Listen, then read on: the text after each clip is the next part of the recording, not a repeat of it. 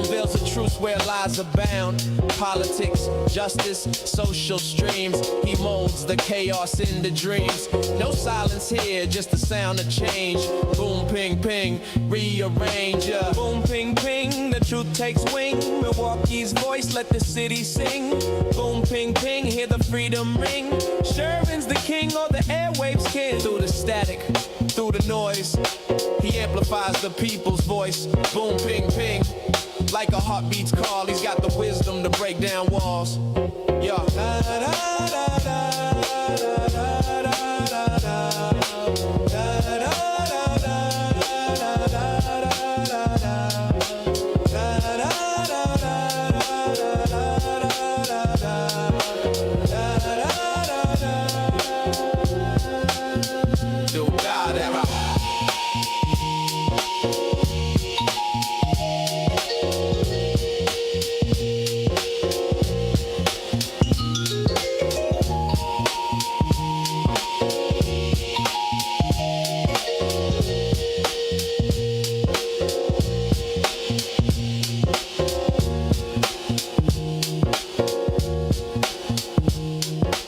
Good morning.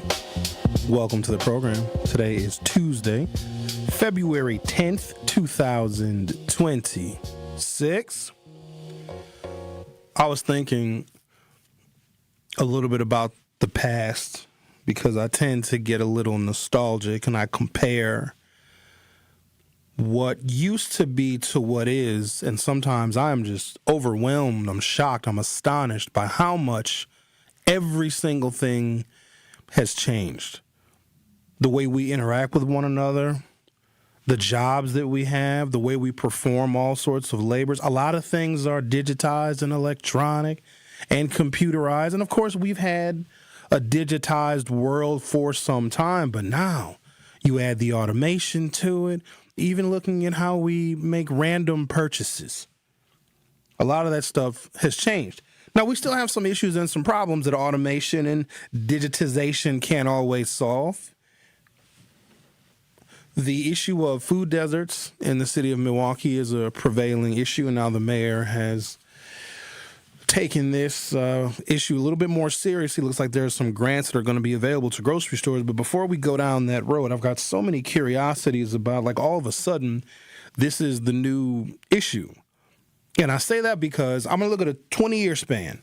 I'm not discounting the fact that grocery stores are closing, but I think that there's a real reason for that, and it's driven by the people and by the market that are closing the grocery stores. So building more of them, I think, is futile. And also, if we just take a look at the economics of it just for a second, I know that stuff gets boring.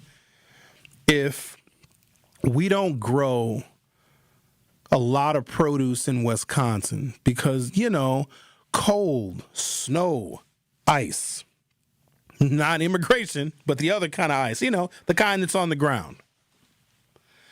We don't grow avocados here. I haven't seen any orange groves in Wisconsin.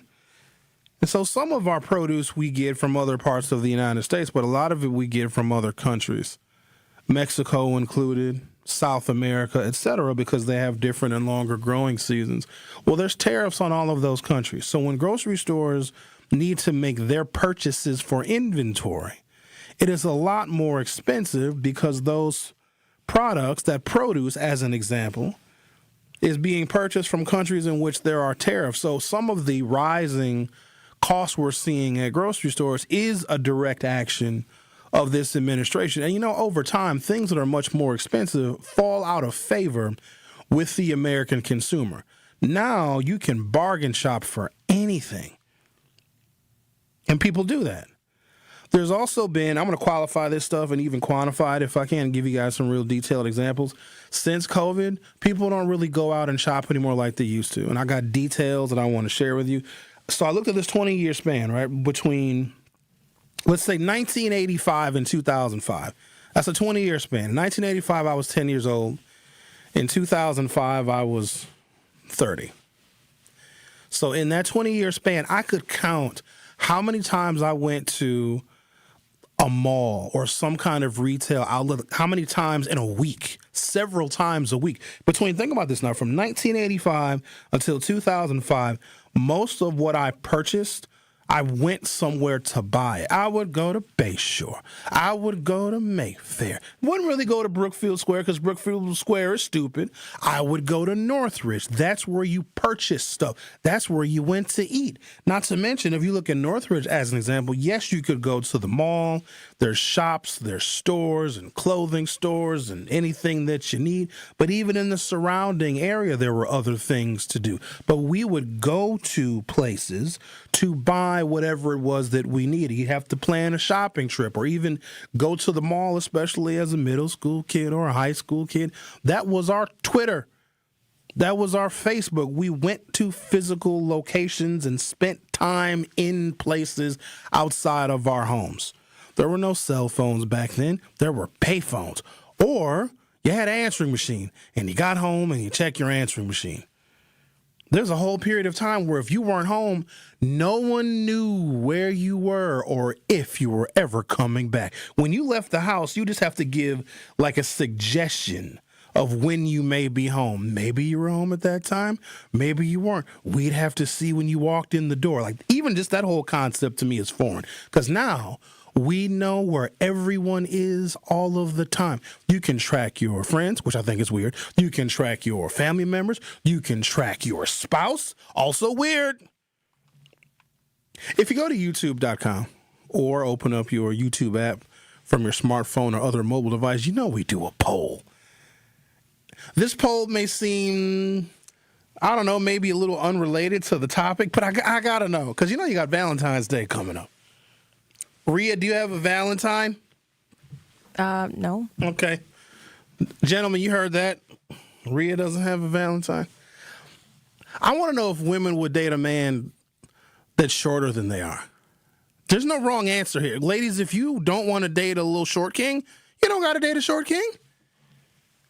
Does it matter? I'm real curious. I hate to pick on you, Rhea, but you're right here. Because you're not a short lady. You're not short. You're probably an inch or two above average height for a lady, I'd assume. I am 5'7". I think the average lady height is 5'5", 5'6", but okay. Would you date a man that's 5'2"? Would you date a woman that's 5'2"? A woman, yes. A man, possibly. Possibly, hey? Possibly. But a woman, I guess that makes sense because women are naturally more likely to be short. Okay. I mean, I did a tall woman, too. Taller than you? Yeah. Did she make you feel small and dainty? Yeah. Okay, fair enough. I'm no judgment here. I'm just curious. Also, got to realize you're kind of you're a different case. You're a little more fluid. Is it okay to say that? Sure. Okay. All right. I'm not trying to put you out there, but Already here. Ladies, I'm curious. But the poll is specifically for ladies dating a man. So, and fellas, please don't answer the poll because we don't care. Because we know, men, you'll date a taller woman if she'll date you. I know you love to climb trees, fellas, so I'm not even asking you because I don't care. And, of course, men will date shorter women, and statistically, more women are shorter than men, so that's not really a question that needs to be asked. Before I get out of here, I'm leaving a little early today because the Milwaukee Common Council is recognizing me, Sherwin Hughes, for my contributions to Black history here in the city of Milwaukee. So I'll be leaving a little bit early. But don't worry, you'll be in good hands because Denise Thomas is joining me at 11 o'clock. And then I think Kyle Wallace is going to fill in for the last part of my show. So you might get Denise and Kyle, or you might just get Kyle. So either way, you're going to be in good hands. Oh, by the way, you're all invited to City Hall. Myself and Marvin Pratt, former mayor Marvin Pratt, he is also going to be honored today at City Hall. It's at noon. It's in the rotunda, and they got the free food. So at least come and eat. Come hang out. Say hello. So I got a YouTube poll up, so we'll kind of set that off to the side. We'll let that poll cook for a little while. But so people are not shopping in stores like we used to. If I looked at just my life, and your life, of course, may differ between 1985 and 2005, I could count several times a week of how many times I went to a place to buy anything and everything that I needed. I didn't really start buying things online until probably the early 2000s because I didn't really feel comfortable with purchasing things online because back then we didn't really have the kind of security, the encryption, like putting your credit card number on a website back in the early 2000s was very much a crapshoot.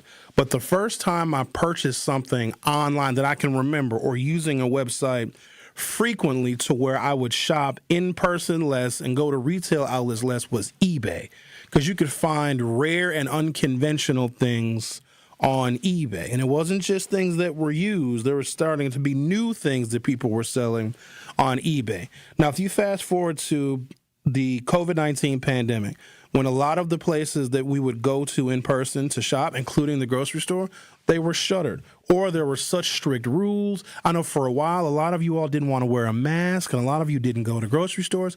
Many of us discovered delivery for everything. Some of you have been getting your groceries delivered since COVID because you found it to be very convenient. Personally, I have not used grocery store delivery to its fullest potential because I still want to pick my own produce. I had a couple of bad experiences. I told you guys about that when I did the blackest thing any black person has ever done. I wanted a watermelon, and I went to DoorDash to have a single watermelon delivered to my house.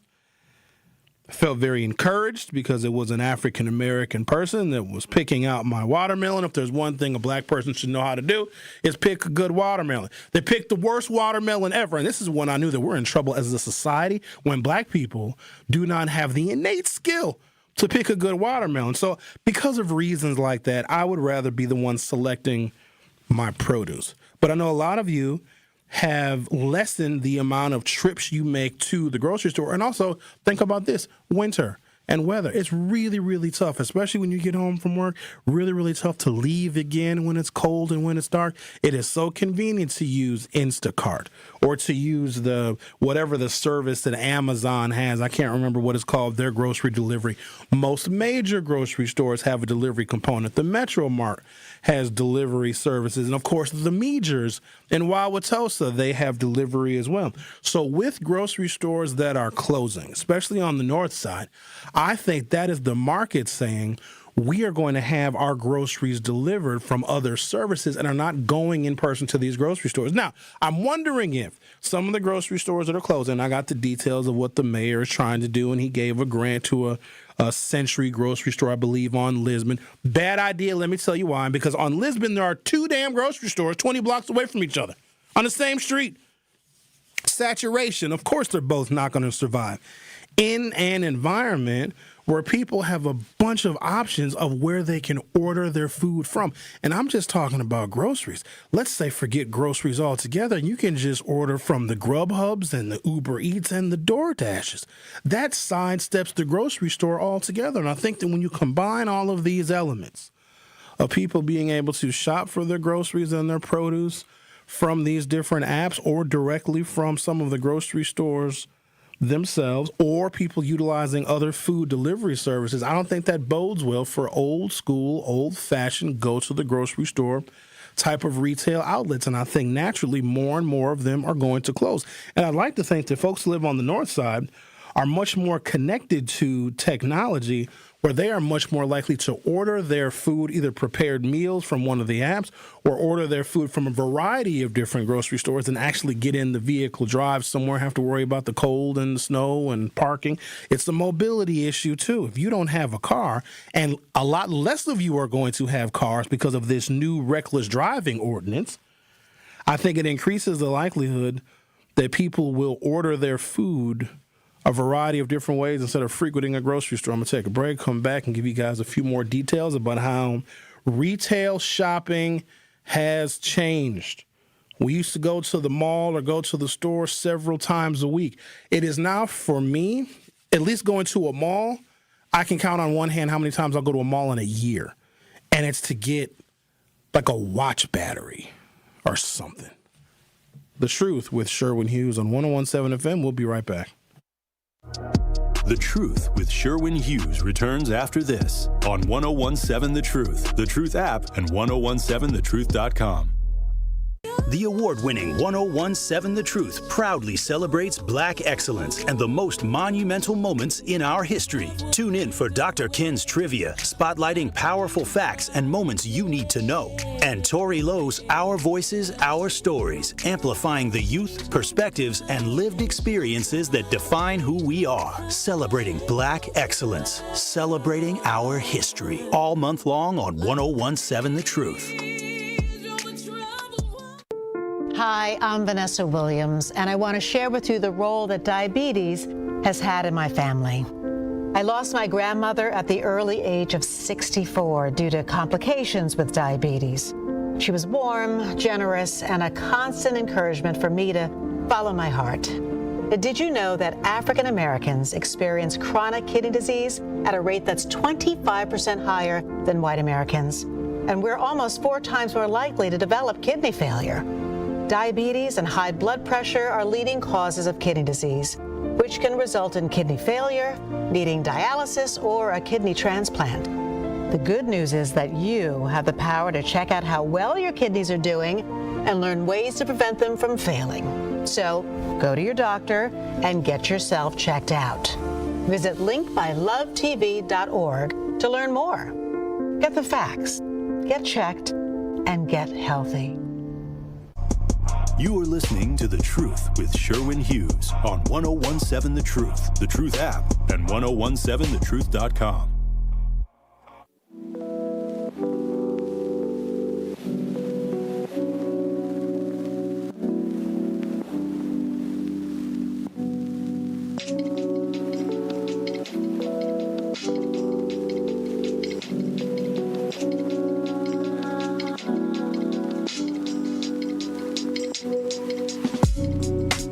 From TMJ4.com, Milwaukee's North Side residents are facing an increasingly difficult reality as more grocery stores close their doors, leaving families to travel further for fresh, affordable food. The affordability part, I think, is going to be tough to solve because everything is getting more expensive. And tariffs, when it comes to produce in particular that has grown outside of the United States, it's going to be more expensive. And I don't know how, and maybe there's a way and there's a formula, I just haven't been made privy to it. How do you convince some company or corporation to invest probably millions of dollars with questionable profitability? Like, how do you talk a business out of millions of dollars to bring a grocery store to an area, to a place where a grocery store just left? I'll give you a different example. You know, there are some locations in the city that we can recall that over the last 25 or 30 years have been 10 or 15 different bars, lounges, and nightclubs. They just can't stay open. Somebody will buy the place, they'll have a new nightclub, and it'll be real hot for about a year or two, and then boom, they're closed. Then somebody else comes in and they try a new concept. Maybe they try the little lounge thing. Maybe they serve a little bit of food. Maybe they last for 18 months or 2 years. Boom, they're closed. It's like this perpetual cycle. There are some locations, I believe, that are just doomed. There are some spots in the city of Milwaukee where time has passed them by, no matter what you put in those locations. And I think some of our grocery stores, and also the mobility of people, as we become even more segregated by income, I think that has an impact on the grocery and the retail outlets that may exist in a particular zip code or a census tract. I got a story here about affordable housing, and at some point we're going to have to talk about it. Because with everything getting more expensive, including housing, we can't force more people into homelessness because the price of rent is going up. And according to a lot of y'all, the services that you all are receiving from your landlords are so lackluster that building affordable housing that people can own, or new affordable housing where you don't have to worry about the plumbing, you don't have to worry about things not working, we have got to really start thinking about investing in that. There's a proposal to build affordable housing units in the town of Oak Creek. Oak Creek is very nice. It's just south of the city by maybe, 15 or 20 minutes, give or take. Nice, sprawling suburban community. I think the schools out there are fairly decent. But of course, the people in Oak Creek do not want affordable housing. We have to do something. Because Barada obviously is a problem, and I want people to have more options to where they don't feel like they are forced to rent from someone who, according to what I've been seeing and reading and hearing, someone that doesn't take great pride in some of the property that he owns. And I'm not implicating this guy because I haven't heard from him. I don't know his side of the story, but I think we do need more options. And when you build affordable housing and there's new residents coming to an area, then you may have the opportunity to serve that new population by building a grocery store. But putting a grocery store in a location that previously closed, because that's the more likely situation. Because who's going to build a new building?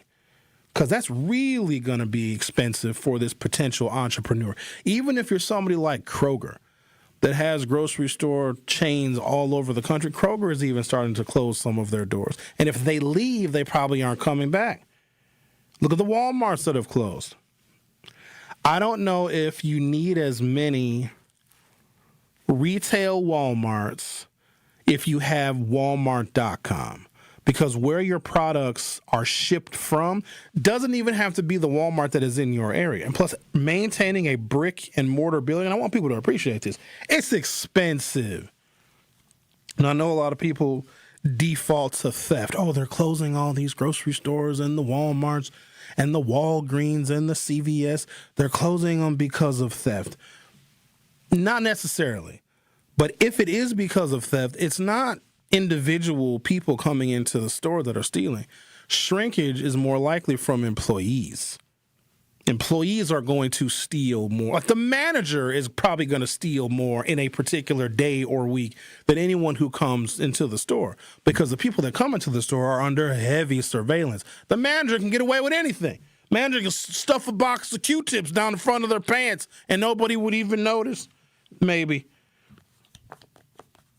It's also expensive to have employees, to have managers, to fully staff a retail outlet when someone can just go online, make that transaction, quite honestly, from their phone, and all of that stuff is automated, where chances are a real person is not even behind fulfilling your order when you place an order online. So I don't want people to think, oh, it's the North Side, oh, it's this particular culture or race of people that are causing these places to close. It's too expensive. It's not efficient. And also, if you have less retail stores and you're spending less money on all of the things that go into maintaining a brick and mortar store, you can lower your prices. These are the sacrifices that need to be made when your president is putting tariffs on the goods that we know are not made in the United States. Also, a lot of those retail outlets that have been closing, they oversaturated. We never needed as many Walmarts in the city of Milwaukee. I don't care what the demand was. We never needed more than East Capitol, Brown Deer, Menominee Falls, and whatever's on the south side. That's it. They built a Walmart everywhere. 100 and something in Silver Spring, 60th and 76th and Servite. They had one. They had them all over the place. They oversaturated with the Walmart. So when they close, I don't want to first blame the people in the neighborhood or blame theft. I think Walmart got a bit ahead of its skis and built too many facilities. The USDA defines a food desert as a place where a third of the population lives more than a mile from affordable fresh food. Y'all know that a mile is ridiculous, right? The city of Milwaukee is 96 square miles. Just to do a little round and likely inaccurate math, that would mean 96 grocery stores. That's insane.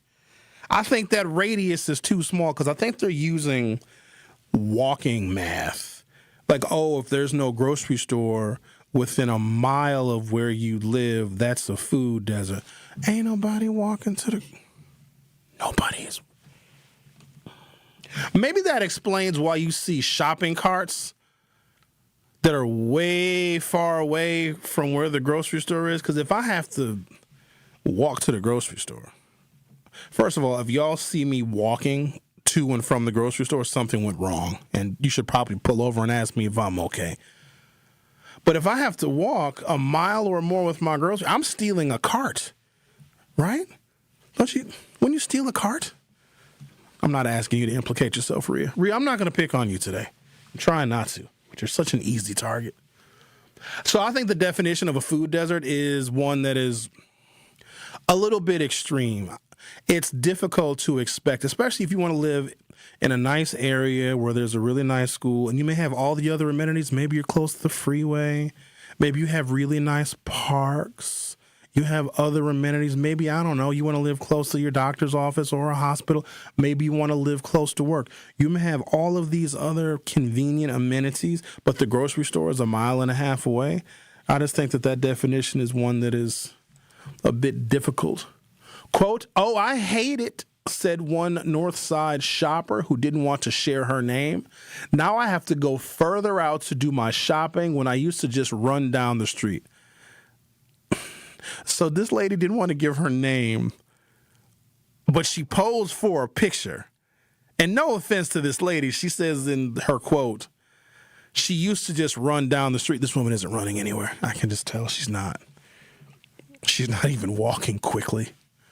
The closures have been mounting. 2 Pick and Save locations shut down in June, followed by an Aldi and a Century Foods closed last month. Each closure forces families to travel further for basic necessities. Real inconvenience for a lot of people, said Gene Dembski. Families or anybody, not just that, but especially the elderly person. Now that I can understand, the elderly people that may not drive anymore. But if you're an elderly person and you don't drive, how do you get anywhere? On Monday, the mayor rolled out a plan he says could help keep remaining stores open. The initiative would offer grants to help grocery stores cut operating costs, starting with assistance for major expenses like refrigeration and equipment. Personally, I think that's a Band-Aid.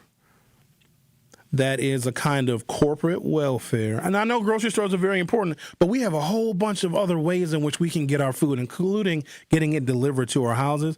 And giving these grants to these grocery stores when I think the consumer is actually choosing other ways to get their food that does not necessarily favor a brick and mortar grocery store, I think it could be potentially a waste of resources, because when those grants go away, because we can't feed grocery stores city taxpayer grants forever. And what happens when those grants run out? Because if the grocery stores are unable to turn a profit, we also have some workforce challenges, which I'd like to talk to you guys about. We have got, it's almost scary, the number of open jobs that we have in the Milwaukee metro area where nobody is applying is staggering. We have one of the lowest unemployment rates that we've seen in probably decades at 3.8%. That's really, really low. And there's something like 40 or 50,000 jobs minimum that have been sitting open because there aren't the people with the skills to fill those jobs. So if we had better skills in our workforce, those jobs would be filled and our unemployment would be probably 1% or 2% even less. If you build a grocery store, who the hell are you going to get to work there? They're not going to pay you but $8 an hour. I'm going to take a break, come back. Continuing to figure out this dilemma. What do we do when you have all of these options to buy your food, yet for some reason we have to make sure there's a grocery store within a mile of where people live? The Truth with Sherwin Hughes on 101.7 FM. I'll be right back. Don't touch that dial. The Truth with Sherwin Hughes will be right back on 101.7 The Truth, The Truth app, and 1017thetruth.com. Life's better with American Family Insurance because we know you love working weekends. If it means working on your dream home, both inside and out. And we're here to help protect those dreams so you can enjoy peace of mind. Save up to 40% when you bundle home and auto. American Family Insurance. Get a quote and find an agent at amfam.com. Products, pricing, and availability vary based on the way you purchase insurance and by state. Some exclusions apply. American Family Mutual Insurance Company, SI, and its operating companies, 6000 American Parkway, Madison, Wisconsin. He's the voice for the people and the community's connection to change. Sometimes justice looks different to me. Do you want them in jail for murdering Corey Stingley? Yes, you do. Do you want them to go to trial for what they did and go through that process? Hey, you know. But at the end of the day, the men that took Corey Stingley's life, something happened to where they have to accept the fact that they did that and that they have to be labeled a murderer for a certain length of time on they, you know, and when it was nothing, I think that was a huge thing that happened when you had to climb mountains to get to this point. 13 years? The Tory Lowe Show, weekdays from 1 to 4 p.m., live on YouTube and right here on 101.7 The Truth.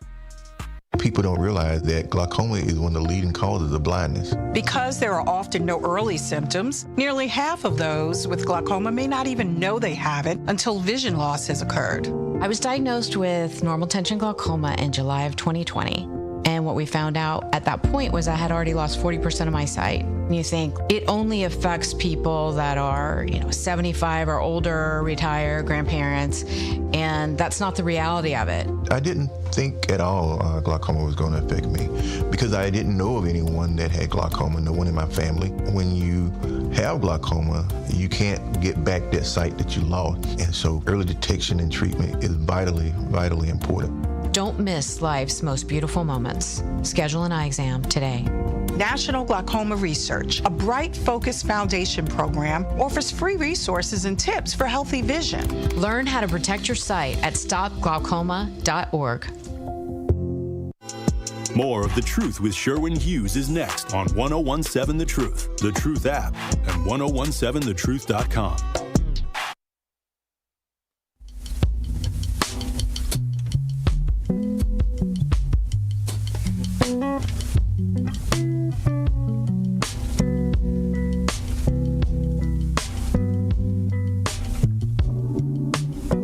It's not all troublesome and doom and gloom.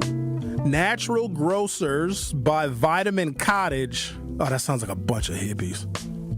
A Colorado-based specialty grocery chain is expanding to Wisconsin. See, look at there. It's a grocery store coming to Wisconsin. They're not all closing down. The company announced on February 6th it's planning to open its first Wisconsin store in Lake Geneva. The store will be located on North Edwards Boulevard, and it will open in the spring. Known for its welcoming atmosphere and year-round appeal, Lake Geneva is a fitting home for natural grocers committed to quality, community, and local engagement. So they're bringing a hippie grocery store to Lake Geneva. They don't want to bring one to where you blacks live. Natural Grocers specializes in, it's for a bunch of hippies, organic produce, dietary supplements, and body care products. Founded in 1955, it now operates more than 160 locations in 21 states. The company opened 2 new stores in 2025 and has plans for another 6 to 8 in 2026. Here's what I'm starting to see. If it is specialized and specialty, and if price is not a factor for their consumers, those kinds of retail outlets will expand. And I think there's some truth to that. I think poor people are getting harmed even more. Poverty in and of itself is detrimental. It's linked with lower quality of life and lower life expectancy and worse health outcomes and a whole bunch of really terrible things. But I've always said that the opposite of poverty is not wealth. The opposite of poverty is justice, because far too many people who live below the federal poverty line are seeing types of injustice. I got a story right here where residents, not in a Barada property, believe it or not, said they haven't had hot water for a week. A whole week, no hot water, and it's not a Barada property. In fact, it's one of these companies or corporations that owns all this rental property. Even if you live, and it's low income, but even if you live in low-income housing, you still deserve to have working utilities and your heat's supposed to work, right? Because we want people to have safe and affordable places to live. So I'm reading through the news and trying to see where there's some help for people. And I see, okay, Oak Creek, I mentioned this a little while ago. Oak Creek residents voice concern over proposed affordable housing development. So here's the thing. Just like data centers, we got to put them somewhere. We have to. We know that we have a crisis with how much housing costs. Rents are going up. The price of single-family homes are very, very high because the people that refinanced their mortgages during COVID when interest rates were, 2 or 3%, those people don't want to sell their houses because if they purchase a new home or condo, now they're paying 6+% in interest, where they're paying 2% now, so they're hanging on to their houses. So the properties that do go on the market are very, very expensive because the demand is very high. So we have to do something. But then as I'm reading this article about what qualifies as affordable housing in Oak Creek, this is what is so troublesome, because when I think affordable housing, somebody who makes less than, $3,000 a month, $2,500 a month, they get some subsidies, they can live in clean and safe housing that's relatively nice, that's within a stone's throw of all the amenities that they need for their neighborhood to be a comfortable, livable, walkable place and a safe place for the children to play outside. But what qualifies as affordable housing? I also want to let you guys know, the people in the town of Oak Creek came out to oppose this affordable housing development. But wait until I tell you what Oak Creek residents consider affordable housing. Oak Creek residents packed City Hall last night to voice their concerns about a proposed affordable housing development that would bring up to 50 single-family homes to county-owned land near Highway 32 and East American Avenue. Milwaukee County Housing Services is proposing the development known as the 9050 South Annette Place Development Plan, which would be funded by $7 million in federal money. Okay, so far so good. Housing Services Administrator James Matthews said the project would not use any funding from the city of Oak Creek. So this is good. So Oak Creek taxpayers will not be on the hook for this affordable housing development, but here's the good news for the Oak Creek taxpayers. They would benefit from these houses being built and the new residents paying property taxes, hopefully lowering the property tax burden on existing residents. This sounds perfect because we've got to build affordable housing. I know you don't want it in your backyard, but we have to put it somewhere because we do have a housing shortage that is somewhat of a crisis. And until we build more affordable housing, your rents are going to continue to go up and the price of single-family homes are also going to continue to go up. Let me go on with the article, though. So remember, they're building affordable houses. So people to own, not to rent. This is good. When you own a house, you can have some equity. You can borrow against the equity. You'll be able to retire, hopefully, a little bit more comfortably once you've paid your house off. You'll have a place to make memories, a place where you can hold your Thanksgivings and your Christmases and you can have your families over.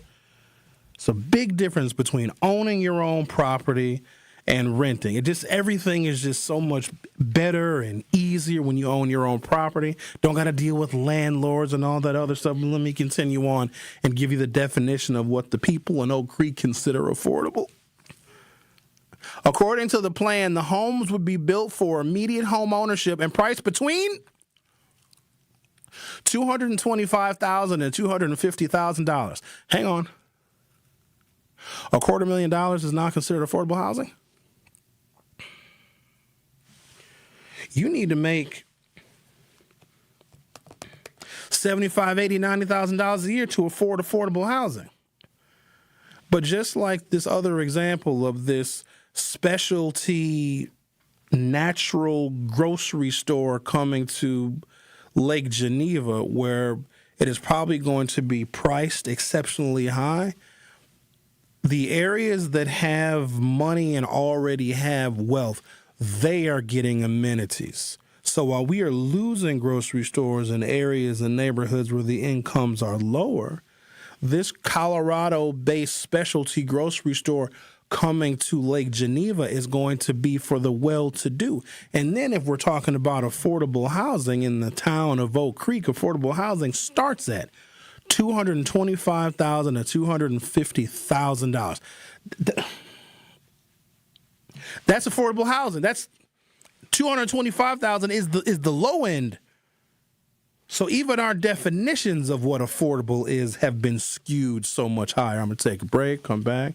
If you haven't done so already, go to youtube.com or open up your YouTube app from your smartphone or other mobile device. Search 1017 The Truth. Hit subscribe, and you'll be able to obviously chat amongst the other folks participating in the YouTube conversation, and also vote in our poll. Now, see, I can't see the results of the poll because I'm not going to vote in it because it's a question for ladies only. And ladies, we want to know. Because, you have Valentine's Day right around the corner. And I'm very curious. Ladies, would you date a man that is shorter than you? Short kings need love. I don't know why y'all are being mean to the short kings. What's a short king? 4? 5'2"? Anything less than that, that's a baby. So you don't want, that's somebody you could push in a stroller. And I don't think ladies want to push a man in a stroller. Would you imagine seeing a grown man in a baby stroller with his feet hanging over the side? He's wearing some loafers. He's got a whole beard. All right. I kind of want to show this on camera. I found this sticker in my jacket. I got my sport coat on today, Rhea. I'm dressed up real fancy because I'm getting recognized by the Common Council for my contributions to Black history. Sometimes I question my contributions to Black history, but over the life of my career and the body of my work, I like to think that I've did some positive things, but whatever. But I want to show you guys this stick. I don't know where it came from, but it's got a naughty word on it. All right, I'll leave that alone. You're listening to The Truth with Sherwin Hughes, where we think that this show is very affordable because you can listen to this show completely free, exclusively on 1017 The Truth. Don't go anywhere. I'll be right back. The Truth with Sherwin Hughes returns after this on 1017 The Truth app, and 1017thetruth.com. This is 1017 The Truth, Kyle Wallace, and the time is now, Milwaukee. Truth to Power is your platform. And on my show, our community always has a voice. There is no topic that is off limits, and I always give you my authentic opinions on how I feel because keeping it real is the only way I know how to get down. Listen to Truth to Power with me, Kyle Wallace, every day from noon to 1 p.m. on the award-winning 1017 The Truth app, and streaming live on YouTube at 1017 The Truth. Milwaukee Black Talk. We need to optimize the PID controller for smoother robotic movements. Our data analysis shows a significant correlation between the variables in both control groups. The test shows you experience an acute myocardial infarction. As you'll see on the syllabus, this course will largely focus on the Mesozoic era. Get your child the access every child deserves. Enroll your K through 8th grade child by February 28 at Milwaukee College Prep, mkeprep.com/enroll. Life isn't a single moment. It's a shared ribbon that bends through the years. It binds us to the things and people we love most. One insurance company knows this because they live it. For 100 years, we've been with your family for the moments that matter most. Erie Insurance. Find a local agent at erieinsurance.com.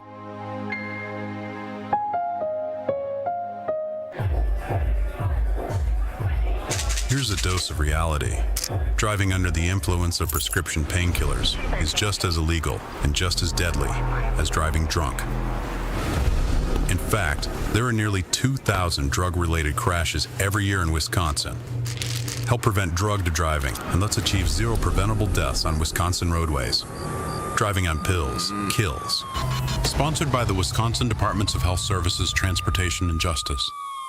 Dad's gonna be far side, good. What should I do with my dress? Do little wiggles. The slate's coming in. What does it feel like when you're down or having a bad day? It feels sad, like you just don't want to do anything. All my little emotions in my head is just running crazy. I don't know what to do.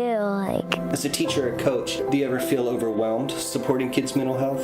I had never experienced players being so down that they can't even participate. He's just in tears in the huddle. I didn't know what to do. Teachers need tons of help. Kids Mental Health Foundation offers educational materials to help guide conversations with our students. It's so important that we are constantly educating ourselves. It's the same as the CPR class to me. We're trying to save a life here. The Kids Mental Health Foundation has free tools and information developed by experts because kids' mental health starts with all of us. Scan the QR code or check out kidsmentalhealthfoundation.org to get started. This is The Truth with Sherwin Hughes on 1017 The Truth app, and 1017thetruth.com.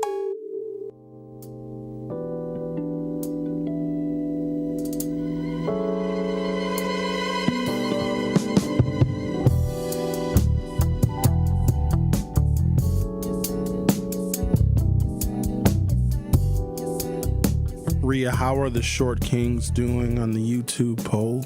All right, right now we've got 48% yes and then 52% no. 48% of the women who participated in the poll would date a man shorter than them.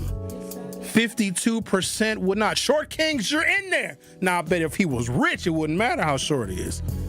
If he was 4'11" and had millions of dollars, and if he asked you to push him around in a stroller, I guarantee you would. It would be weird, though, if I dated a really short woman and pushed her around in a stroller. People would think that's weird, but I really wish people would just mind their business. She's a small little lady. Her little legs get tired. She doesn't need to be doing all this walking like a tall person. I'll push my woman in a stroller. Mind your business. Whatever. I don't know why everybody has to be in everybody else's business. Let me give you some details on how our purchasing has changed, not just over the years, because earlier in the program, I looked at a 20-year span between 1985, in which I was 10 years old, and 2005, in which I was 30. I would go to a mall or to a retail outlet several times a week because that is how I and a lot of us did the vast majority of our consuming, of our shopping. We went to a place, we went to the mall. But also malls and all of the other amenities that surrounded malls, that is where a lot of our entertainment was. I remember as a little kid, in middle school, going to the movies at the mall, going to McDonald's at Mayfair. You could watch the ice skating. It was entertainment. But as time went on and things could be purchased online, it lessened the need to actually go places, and it's a lot more convenient. And potentially, it's cheaper because, for a while, if you purchase things online, there was no sales tax. Sales taxes on online purchases didn't come until much later when states realized they were missing a ton of revenue. So instead of getting in the car, and you got to use gas, obviously, to drive to the location, then you go to whatever the place is, you got to deal with parking, you make your purchase, you're paying sales taxes, so you're paying a bunch of hidden costs, actually. The cost of transportation to get there, the sales tax, where you could just shop from your desktop computer, wouldn't have to worry about the commute, wouldn't have to worry about traffic, wouldn't have to worry about burning any gas, and you wouldn't be paying any sales tax on those purchases. So COVID actually further exacerbated that, because even those of us that wanted to go to retail places, you couldn't because they were closed or their capacities were greatly reduced. And I think because we're such an adaptable people, a lot of new habits of consumption were formed during COVID to where now people don't go to the grocery store anymore. Now, they are still obviously eating at home, but instead of going to the grocery store, they got used to, and it became a little more user-friendly even, to just buy your groceries online from a grocery store and have them delivered. Pre-COVID, so we're using the year 2019 as a baseline, 88.2% of people purchased things in store. So that was the preference when it came to retail, 88.2%. E-commerce had 11.8% of spending share. peak COVID, we started to see the numbers start to change. So in 2020, just a year later, people were going to stores at 83%. So remember, just the year before, we were going to stores at 88%. A year later, during COVID, it was 83.7%. And then now what we call the post-COVID structural shift, 83% of people are still going to retail, which is still a pretty sizable number. But now the number of people that shop almost exclusively electronically and online is at 16.5%, meaning the online share of purchasing for everything has gone up 38% since 2019. So that's a substantial number, and that represents billions and billions of dollars that are not spent in stores, that are spent online. And when you purchase things online, less individual people need to be employed. And then it becomes a waste of money for this Walmart or this CVS or whatever it is to maintain a brick and mortar store, because if you're ordering online, the need for that retail store in that neighborhood, it begins to be pointless. The online share in 2019 was 11.8%. In 2026, it's gone up to 16.3%, which is a 38% increase. People that shopped in stores just before the start of COVID in 2019, that was 88.2%. That went down to 83.7%, so a loss of 5.1%. So there has been a 43.1% shift in people shopping more and buying more online. And so my opinion, giving grocery stores grants to keep them open is going to be a very temporary problem. Because if people can buy their groceries online, because then it doesn't matter, right? If you buy your groceries online, it doesn't matter if you live a mile or more from the grocery store. And a lot of times, the grocery store delivery can be even faster and more efficient than you getting up, getting dressed, getting in the car, driving to the grocery store, walking around the store, picking out your items, checking everything out, and you may not even have a cashier there, so now you got to scan everything, and I know how much y'all hate that. It is much more convenient. And then if you are shopping online for your groceries, as I'm trying to figure out what is the best course of action with the complaints that people are having about these grocery stores closing, and then balancing that out with an increased desire and demand, because these statistics don't lie. That makes total sense that we've had a 43% shift in people preferring to buy everything online versus in a store. With COVID really making the shift more dramatic, I think some people are always just going to want to have a retail grocery store to shop at. But as time goes on, I think the likelihood of that is going to be a lot less. Ed says, our tax dollars should not subsidize big corporations. If we want to help grocery stores, stop allowing food stamps at gas stations? Never thought about that, Ed. Is it possible that as food tastes change, and they do, people would rather go to the convenience store than go to a grocery store? Because if that's the case, that would be the number one competitor. With the food stamps thing notwithstanding, take that out of it. But there are some people that may get their basic necessities. If they need to go to a retail outlet, they can get those things right there from the corner store, further negating the need of having a grocery store in the community. The Truth with Sherwin Hughes will be back for Hour 2. The award-winning 1017 The Truth proudly celebrates Black excellence and the most monumental moments in our history. All month long, we're honoring the voices, the stories, and the achievements that have shaped our past, empowered our present, and continue to inspire our future. Tune in for Dr. Ken's Trivia, spotlighting powerful facts and moments you need to know, and Tori Lowe's Our Voices, Our Stories, amplifying the youth, perspectives, and lived experiences that define who we are. Tune in all month long as 1017 The Truth lifts up the legacy, the brilliance, and the power of Black history. Because Black history isn't just history, it's happening every day. 1017 The Truth's celebration of Black History Month is proudly sponsored by Educators Credit Union and Tayback Law. Celebrating Black excellence, celebrating our history. All month long on 1017 The Truth.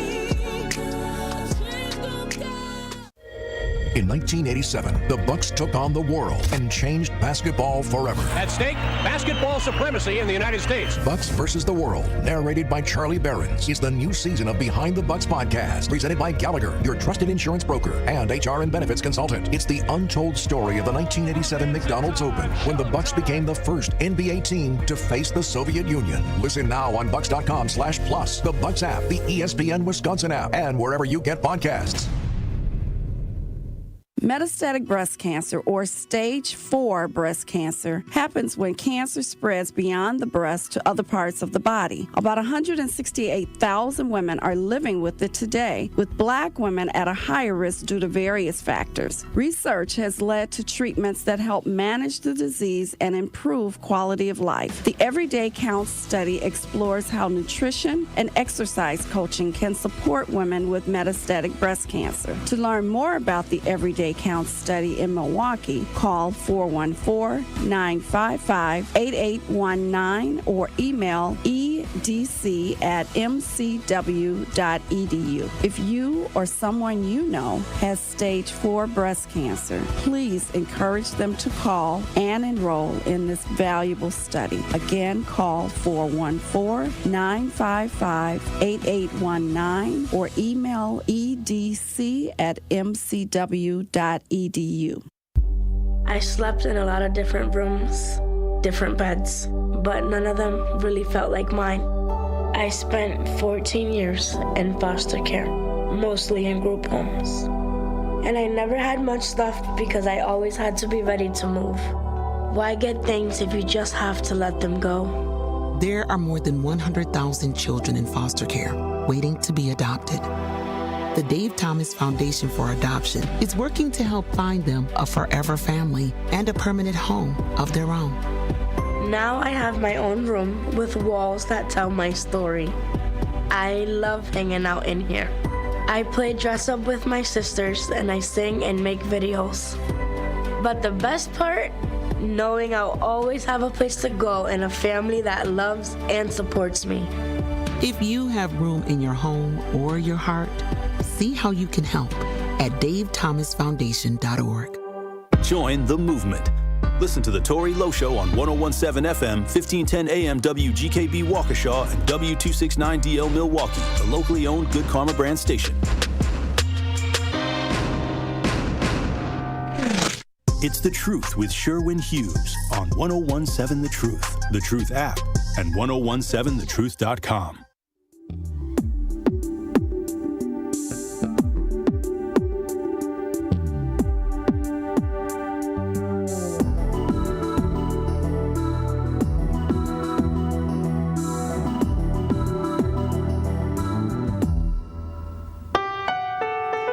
Welcome to Hour 2 of The Truth with Sherwin Hughes.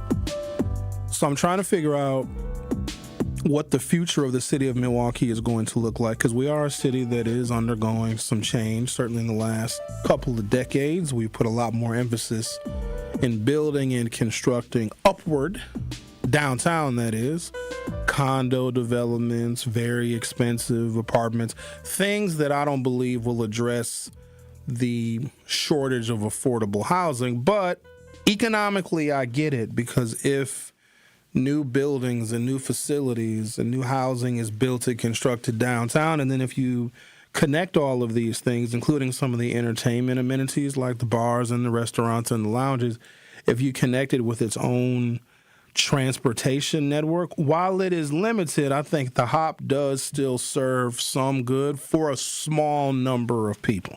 I know that when I think about the benefits of rail, it brings people from all over a metro area to where the entertainment is, where the jobs are, etc. But if we are building downtown, then you start by connecting the people that live down there with the hop and those kinds of modes of transportation, and then hopefully you expand it outwards. But what's the future of this city? Because we're not bringing manufacturing back. I highly doubt their breweries are going to say, hey, let's build breweries again in Milwaukee, because if you think about it, breweries are microbrews now. It's a white dude with long hair and a beard that makes beer in his own facility, and he sells it at the place that he owns, right? All these microbrews that have popped up. Gigantic breweries are a thing of the past, and that's one of the things that Milwaukee used to manufacture. But even finished goods, Milwaukee used to make a lot of leather, used to have a lot of tanneries here. All that stuff is made overseas now. It's made overseas because American consumers don't want to spend a lot of money. We want stuff that's cheap. Let's say, let me humor you for a moment, those of you that think manufacturing should and is going to come back, and let's say we build a bunch of tanneries here in Milwaukee. Do you know how expensive those leather goods would be if they were manufactured by Milwaukee laborers? They'd be incredibly expensive. First of all, you're paying people $25, $30 an hour. You got to give them vacation time. You got to give them health insurance. You got to give them all sorts of other benefits. So those finished goods would reflect the very high cost of labor. Or you can pay a kid in Bangladesh 72 cents a week. That's not nice, though, because a kid in Bangladesh needs to make at least 75 cents a week. What? Don't get mad at me. Stuff in Bangladesh is cheaper. They don't need all that money. If they get all that money, they might go crazy. Let's start slow, okay? But what kind of workforce do we have here in the city? And so you guys know how I feel about the trades, and people are suggesting the trades like there's no other labor shortages that exist. There's a labor shortage that has reached critical, while all the others are like they're serious, but not yet critical. Teaching. Teachers is the particular labor that in Wisconsin, Milwaukee specifically, the labor shortage is so severe that it has been ranked as critical. The trades and construction, it's low levels of labor, but it has not yet reached what we call critical mass, but teachers are. So I did a little research because, I research things. And I want to know right now, what are our biggest workforce challenges in Milwaukee? Because I'm getting mixed messages. The prevailing understanding is there's no jobs. No one is hiring. Can't find a job. Unemployment is very, very high. Now, this is what I think I'm overexposed to job seekers. They are saying, and not just here on this program, when they talk online or when they share information on other talk radio shows or any other public medium, the laborers or people who are seeking jobs are saying there's just nothing out there, or the pay is too low. We have a shortage of jobs. But I also want to hear from the employers because they are saying something very, very different. The employers are saying, and some of you that might be involved in hiring, you might work in HR, or maybe you are a small, medium-sized business owner and you were looking for quality employees. You're having trouble finding employees, are you not? Since I've been asking that question, which has been many, many years, I don't think I've ever heard an employer or an entrepreneur say to me, wow, Sherwin, there's so many good employees. I have so many choices to fill these positions. I do not know what I'm going to do. If anything, I've heard the complete opposite. Some employers will look for so long, right, to fill an open position. They stop looking. Like, whoa, we had this position open for 3 months. We can't find any good qualified candidates. And I shared my experience some years ago when I was trying to hire. Everybody came in smelling like weed. One girl had her resume folded up inside of her jacket pocket, like folded up. Like, you remember in middle school when you used to pass notes? That's how she folded her resume. And she handed it to me folded. I thought she was giving me a love letter. And here's the craziest part about that. Her resume was in pink ink. So I was able to witness what I would call a workforce challenge, just not knowing the etiquette of a job interview. But when you do a survey of employers, they seem to tell a different story. Labor shortage. A persistent labor shortage represents one of the most acute challenges, characterized by more job openings than available workers. In Milwaukee County, the unemployment rate stood at 3.8%. So that's actually really, really low. Slightly higher than the statewide average of 3%, which is exceptionally low. We would call that a good economy. Yet employers across industries report significant difficulties in filling positions. Statewide, sounds like some of y'all are going to have to move away from Milwaukee if you want gainful employment. Wisconsin averaged 190,180 jobs open from month to month for 4 years straight. There's no way that's right. Statewide, Wisconsin averaged 190,180 job openings month to month from January of 2021 through February of 2025, compared to only 97,081 unemployed individuals. There are 100,000 more open jobs than there are unemployed people. I think I know what it is. Employers across industries report significant difficulties filling positions statewide. Wisconsin averaged 190,180 job openings per month from January 2021 through February of 2025, compared to only 97,081 unemployed individuals, resulting in average monthly shortfalls of 93,099 workers. Projections estimate a statewide labor gap exceeding almost 250,000 workers by 2031 and 294,000 workers by 2032, with Milwaukee as the state's largest metropolitan area bearing a disproportionate impact due to its economic scale. A recent 2026 business survey indicated that 60% of Wisconsin employers faced trouble finding workers, and that's up from 52% just 6 months ago. What is going on with y'all? There's jobs out there. But do people have the skills to fill the jobs that employers are seeking to fill? This might be a skills problem. Let me see what else this little research says. With labor availability ranked as a top concern alongside healthcare costs. In Milwaukee, the construction sector, their high demand for skilled craft and technical labor persists, contributing to project delays amid a busy market. The population is aging. Demographic shifts, particularly an aging population, significantly exacerbate the labor shortage by reducing the working age pool.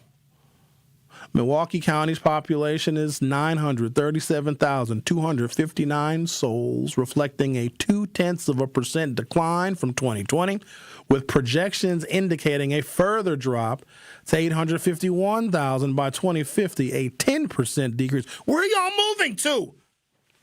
Stop moving. The proportion of residents aged 55 and older is expected to rise from 26.4% to 30% by 2040. Oh, you all are old people. Wait a minute. I'm in that age group. Wait. The proportion of residents aged 55 and older is expected to rise from 26.4% in 2023. So in 2023, I was 48 years young. But in 2040, how old will I be in 2040? What year is it now? 2026? I'll be 14 years older. I'll be 64. Yeesh. Is that right? Yeah. 2040 is 14 years. Right? Me and Zach both dumbfounded. Yeah, 14 years. So I'll be 64. Damn! Driven by retiring baby boomers and declining fertility rates, 45 births per 1,000 women aged 15 to 50? Slow down with your dusty ovaries. I'm just saying, 50 is... Come on now, Janet Jacksons. Below the state average of 48. Statewide, Wisconsin's working age population, ages 16 to 64, is projected to decline through 2030 before stabilizing with 131,000 manufacturing workers and 99,000 healthcare employees aged 55 or older retiring. Well, first of all, have more babies and work longer, old people. The trend contributes to a net migration loss of 1% in Milwaukee County and a statewide labor force participation of 65.3%, with Milwaukee's labor force participation rate a little lower at 63.3%. Retirements accounted for a notable portion of 65,500 fewer employed residents in December of 2025 compared to the prior year. So people are retiring and no one is filling the jobs of the retirees. Now let's look at this practically. Let's say a bunch of people are retiring from working at the grocery store and no one is coming to apply to work at the grocery store. The grocery store is not sustainable and it's going to close. So is the Walmart, so is the Walgreens, so is the CVS.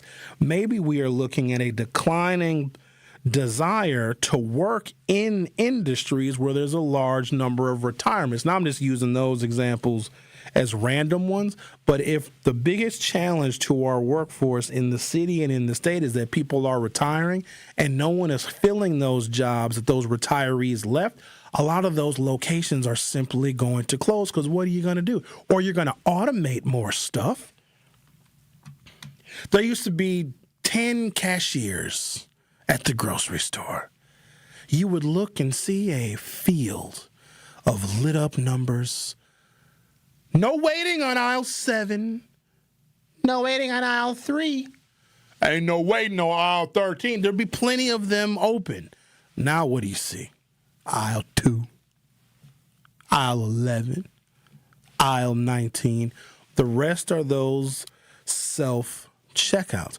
What if there was a bunch of old people that used to work at the grocery store as cashiers and they simply retired and nobody wants to work at a grocery store anymore? What are they going to do? They can't hire more cashiers. They can automate more. And also, automation at grocery stores, and I know you guys hate scanning your own groceries, it actually saves money. Imagine if a lot of the produce that we buy is not grown here. Let's just say it's grown in Mexico and we have a tariff on everything coming from Mexico. You are going to pay that increased cost of that tariff at the grocery store. So if the grocery store can lay off hourly workers that are making $10, $12, $13, $14 an hour and build more self-checkouts, that's less money that grocery store is paying in wages so they can reduce the prices of some of the food that we purchase. And I know it's not ideal because you guys hate the self-checkout. I love the self-checkout unless I have a lot of stuff. Then I'll go into a line because I don't like scanning a lot of stuff because you know what I hate. Sometimes I forget to scan stuff. What do you want me to do? I forget. It's not my fault that I put a 12-pack of sparkling waters on the bottom of the cart and I forgot that they were down there. What do you want me to do? I'm getting older. I've got a lot of things on my mind. I'm walking down to the grocery store. I'm like, oh no. Sparkling waters are on the bottom of the cart. Whatever shall I do? I'm not going to tell you what store, Zach. It was an accident. It was a mistake, and I'll never do it again. But as I'm walking toward the exit, I'm thinking to myself, this is terrible. This is awful. I should go back. But I had to go. So I had to be somewhere. So I just said, no, next time I'll just buy 2. I guess that doesn't make up the fact that... But I didn't do it on purpose. Really? No, I didn't... So when I buy charcoal, because I'm an expert griller, you can't really put big bags of charcoal briquettes in the cart because it takes up a lot of space, and I need the cart for all the other things that I may buy. So I'll get my big bag of Kingsford, always Kingsford, charcoal briquettes, and I'll put it on that bottom storage shelf on the bottom of a shopping cart. And I'm doing my shopping. I'm getting my shop on. I'm getting the pasta and the pasta sauce, and I'm getting all of the things. Maybe I need some sea salt. Maybe I need some spices and some oregano. Maybe I need some cereal. Maybe I need some oat milks. Maybe I need coffee. I don't know. I need a lot of things. And as I'm filling up my cart and I'm looking in the cart, I can no longer see the large bag of Kingsford charcoal briquettes that's on the bottom shelf of my shopping cart. And then I get to the self-checkout and I'm just checking out. Beep. Beep. Scan. Scan. Scan. Beep. And I put all of my things in the bag, and it's very busy. It's a lot going on. You got to get the bags. You got to open up the bag. You got to scan this. You got to put it in the bag. And then sometimes it says, please place the item in the bag, and you got to place it in. And it's a lot that's going on. And then, okay, I finished all of my scanning. It says pay now, and you push that button that says pay now. And it'll ask you cash or credit or debit, and you select your payment method, and you slide your payment method if it's a credit card or if it's a debit card or if it's cash. You feed your cash into the self-checkout. And then it gives you your change if you're paying with cash, and you get your receipts. You grab your receipts, you put your receipt in one of the bags, you put the bags back into the shopping cart, and you go on your merry way. You completely forgot that the charcoal briquettes are underneath the cart, and you keep going. And at this point, I'm already at my vehicle. What am I going to do? Admit that I stole? I didn't steal. It was an accident, because I don't steal. I sometimes just forget. The Truth with Sherwin Hughes will be right back. The Truth with Sherwin Hughes returns after this on 1017 The Truth app, and 1017thetruth.com. Listen Fridays to Truth in the Afternoon with Dr. Ken Harris during Black History Month for Dr. Ken's Trivia. It's not just questions, it's culture, facts they don't teach you, and a few stories that matter. We'll test what you know and teach each other something new along the way. Lock in your Fridays in February. Be ready to call in and bring your brain with you. Dr. Ken's Trivia, Friday in February on Truth in the Afternoon with me, Dr. Ken Harris on 1017 The Truth, YouTube, The Truth app, and 1017thetruth.com. Life's better with Drive My Way from American Family Insurance, because we know it's more than just a car. It's your escape pod, your adventure mobile, your memory maker. And we help protect the dreams that drive you. Personalize what you pay for auto insurance and you could save between 10 and 35%. American Family Insurance. Get a quote and find an agent at amfam.com. Products, pricing, and availability vary based on the way you purchase insurance and by state. Unsafe driving behaviors may increase your rate. American Family Mutual Insurance Company, SI, and its operating companies, 6000 American Parkway, Madison, Wisconsin. We need to optimize the PID controller for smoother robotic movements. Our data analysis shows a significant correlation between the variables in both control groups. The test shows you've experienced an acute myocardial infarction. As you'll see on the syllabus, this course will largely focus on the Mesozoic era. Get your child the access every child deserves. Enroll your K through 8th grade child by February 28 at Milwaukee College Prep, mkeprep.com/enroll. Many wins. Many wins. Waiting at Potawatomi Casino Hotel Milwaukee. This February, you could break the bank and get down with a share of $300,000 in prizes. Bust out your rewards card and play to earn entries. It all goes down with Thursday drawings. Break the bank. Only at Potawatomi. More info online. Must be 21 and a rewards member to play.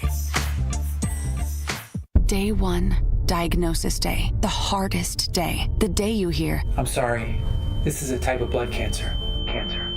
But day 1 is just one day. At the Leukemia and Lymphoma Society, we are here to help you move past day 1. On day 45, I discovered an online community who shared great tips for in-treatment care. I missed a lot of school during treatment, and LLS helped me keep up. We are here for you. We exist for everyone fighting leukemia, lymphoma, myeloma, and other types of blood cancer. On day 185, LLS helped me file my insurance claims properly. Day 5,840 and counting, and I'm still in remission. To learn more and get help on day 1, day 2, day 983, or any day, please visit LLS.org or call 1-800-955-4572. That's LLS.org, 1-800-955-4572. More of The Truth with Sherwin Hughes is next on 1017 The Truth, The Truth app, and 1017thetruth.com.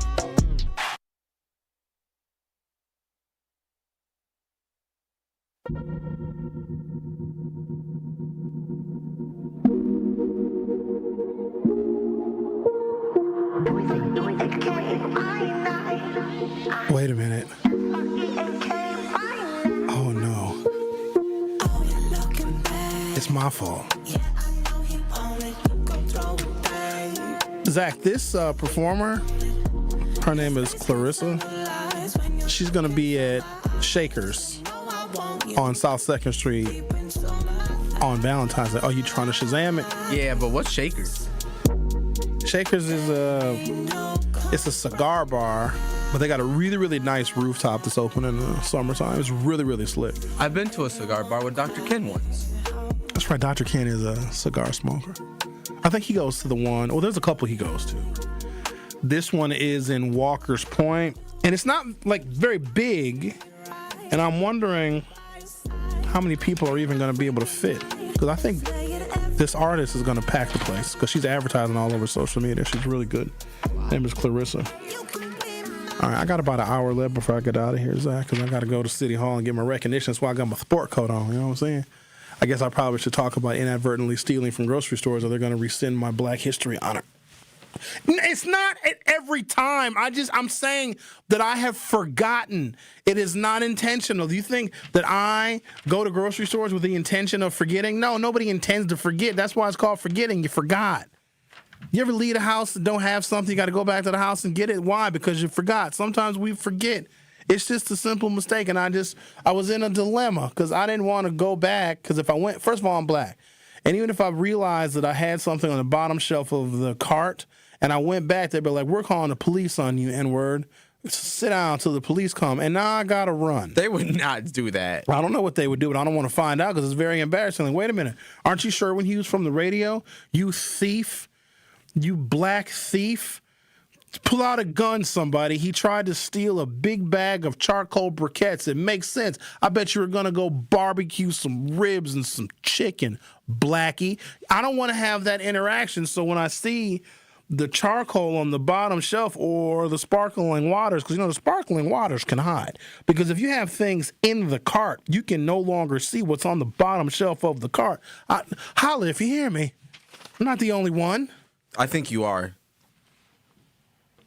Well, maybe I'm the reason why all the grocery stores are closing. My forgetfulness. It's happened like one time. Once a month? No, because that would be habitual. And I don't buy charcoal that often, and I don't buy sparkling waters that often anyway. In fact, I was just telling Zach, I ain't bought charcoal since COVID. I got a lot of it for some reason. Well, just because you got them, because I'll grill in the winter. It's fine. Make sure you stay tuned. What are you laughing at, Zach? You're making me feel bad.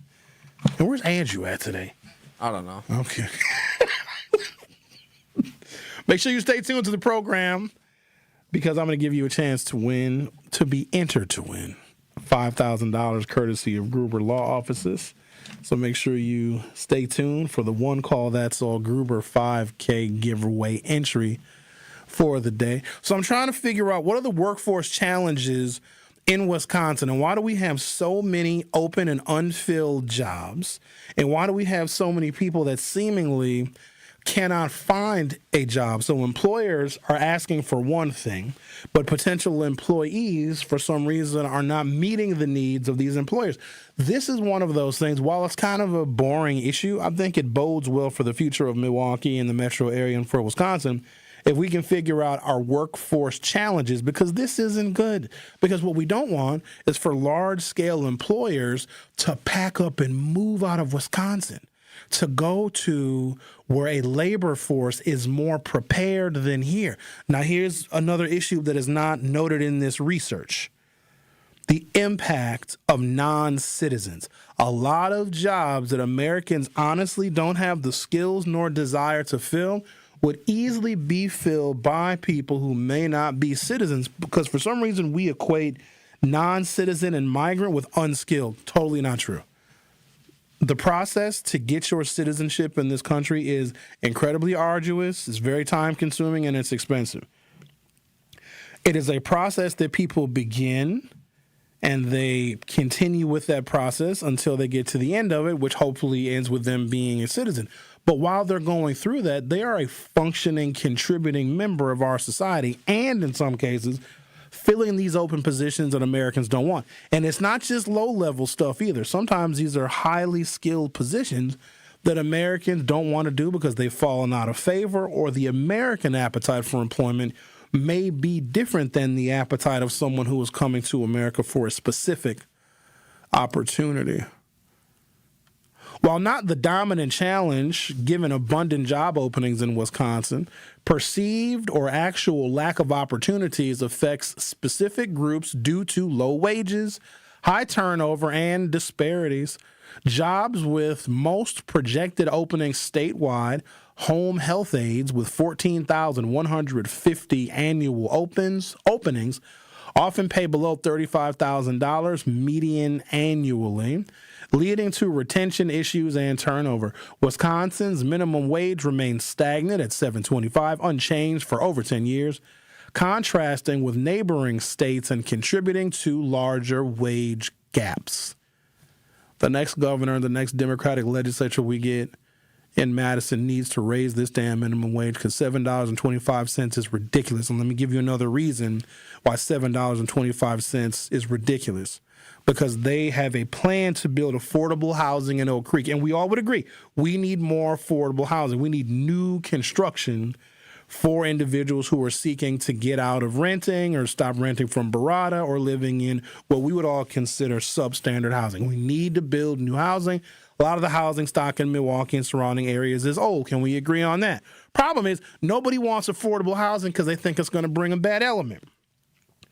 The town of Oak Creek, just south of Milwaukee, had a town hall meeting last night to discuss a proposal to bring affordable housing to Oak Creek. And obviously, I think that that's wonderful because people that don't have a whole bunch of money deserve to live in Oak Creek or live anywhere where affordable housing is going to be built. Can we at least agree on that? But here's what's crazy. Our minimum wage is $7.25, the federal minimum here in Wisconsin, right? The affordable housing that they're proposing building, and no taxpayer money is going to be used to build the affordable housing in Oak Creek. And these are not going to be apartments. These are going to be homes that people will purchase, adding to the tax base of Oak Creek. And no Oak Creek tax money is going to be used to build these affordable houses. It sounds like a win-win. Unfortunately, the community came out last night to a town hall meeting in Oak Creek to oppose the affordable housing development. Guess how much the affordable housing units cost? Now remember, minimum wage is $7.25. The affordable housing units, and they're proposing building 50 in Oak Creek, okay?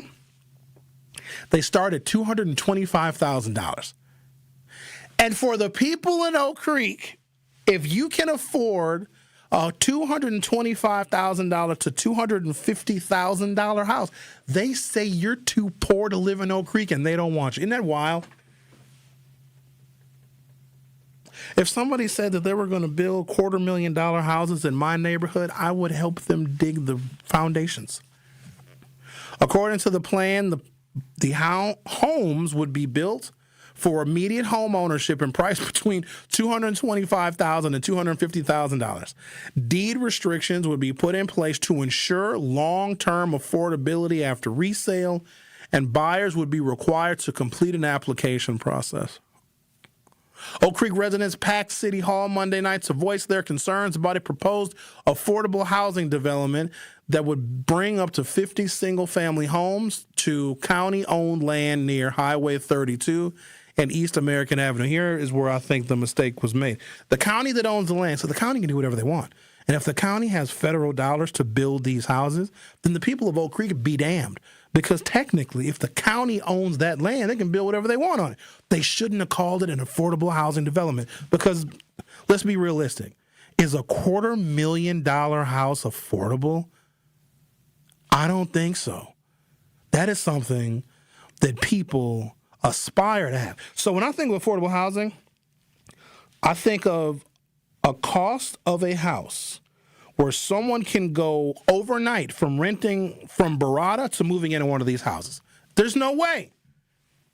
They should have said new home construction with homes starting at $225,000 to $250,000. $225,000 to $250,000. That doesn't sound affordable to me. And then they could have said, well, hey, we have this available land. We want to increase the tax base here in Oak Creek. We want to build 50 new homes, bring in more people, bring in more economic activity. That's good news for stores and shops and businesses because now you're going to have new residents. You're going to have a bigger tax base. But because they called it affordable, the town of Oak Creek came out against it. Now, here's what I would suggest. Build them anyway. I wouldn't think that the people that can afford a mortgage of a $225,000 to $250,000 house would be the worst kind of people. You know what I mean? I know somebody like Denise Thomas could afford a house like that with this money she has in her pocket. And look who is here a little early. Why don't we do this? I wasn't expecting you until a little later. Denise is here, everybody. Oh, maybe I'll ask Denise our question. Our YouTube question. And I need to check the poll. The question is, ladies, would you date a man that is shorter than you? And so the last time I checked it, the short kings was losing. And that's not fair because short kings need love too. And don't let a man's height fool you. He might be short in height. Hell yeah, as long as his bank account is tall. Short man. See, Denise, why you got to start off gold digging? Why you ain't got to go? All the money you got, you don't need. He might be a wonderful fella. He might be gentle and caring and kind and take care of you and look after you. He might be emotionally stable. He might have all of the things you look for in a man. He just happens to be 4'11", and you got to push him around in a stroller. But it's perfectly fine. I'm going to take a break, come back. We're going to talk to Eastside Corey. Yeah, I know 4'11" is short. What's wrong? So what, 5'2"? Don't discriminate against the 4'11s. And he might, what they call them things? The baby Bjorn? Where you wear the baby on your chest? I could see Denise wearing a little short man in a baby carrier. Just carrying him around. Shut up. Just smack him in his face whenever he talks mess. His beard is rubbing all against him. The Truth with Sherwin Hughes on 101.7 FM. We'll be right back. Don't touch that dial. The Truth with Sherwin Hughes will be right back on 101.7 The Truth, The Truth app, and 1017thetruth.com. Here's a dose of reality. Driving under the influence of prescription painkillers is just as illegal and just as deadly as driving drunk. In fact, there are nearly 2,000 drug-related crashes every year in Wisconsin. Help prevent drug driving, and let's achieve zero preventable deaths on Wisconsin roadways. Driving on pills kills. Sponsored by the Wisconsin Departments of Health Services, Transportation, and Justice. At Gruber Law Offices, we've helped tens of thousands of families after a serious accident. Our priority has always been our clients. We're here for you whenever you may need us. One call, that's all. When you're high, you feel different. Pretty obvious, right? You think different, talk different, but if you feel different, you drive different. So if you're high, just don't drive. Brought to you by NHTSA and the Ad Council. Many of our most important memories are made at school. But for children like Victoria, the classroom can be a place of fear and isolation. She wore a bandage over her cleft every day, too shy to speak, too afraid to smile. Everything changed after one life-transforming surgery made possible by Smile Train. Today, Victoria's smile lights up her classroom, a symbol of confidence, connection, and new beginnings. Due to stigma, children with untreated clefts often miss out on school entirely. But thanks to Smile Train, students like Victoria are stepping into the classroom, raising their hands, and finding their voice. Smile Train partners with local experts to support with free cleft surgeries and other comprehensive care, empowering children to thrive in school and in life. Let's help every child walk into the classroom with confidence. Visit smiletrain.org/learn. We asked parents who adopted teens to share their journey. There are many times I thought, I can't do this. I mean, what parent isn't worried about? What am I not doing right? What am I not doing enough? And then I realized, wait, that's being a parent. Don't worry about being perfect. I've had around 3 other mother figures in my life, but only one of them has taught me how a mother loves. The greatest reward for me is he makes me better every day. I would tell a family considering adopting a teenager that teenager, whoever it is, needs you, and they need what you have to offer. Taylor's given me hope. He's our son, and that is what he will always be. Learn about adopting a teen from foster care. You can't imagine the reward. Visit adoptuskids.org to learn more. A message brought to you by Adopt US Kids, the U.S. Department of Health and Human Services, and the Ad Council. You are listening to The Truth with Sherwin Hughes on 1017 The Truth app, and 1017thetruth.com.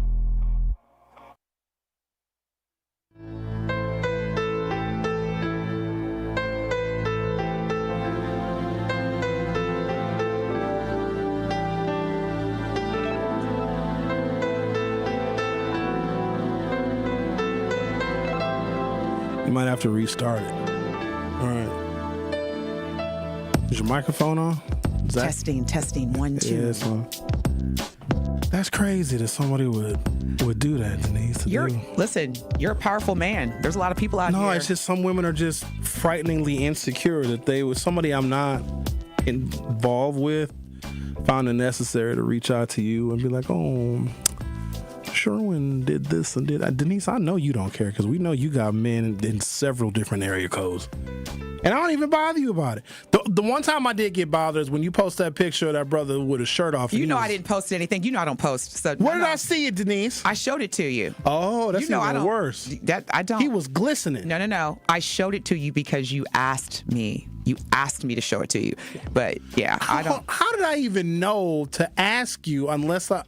Because you and I were talking about recent travel, and I had mentioned that I had spent some time with, at that time, somebody who I was dating in Aspen and Vail. And I want to see a picture. And you wanted to see a picture. So you solicited, and I obliged. But no, I don't.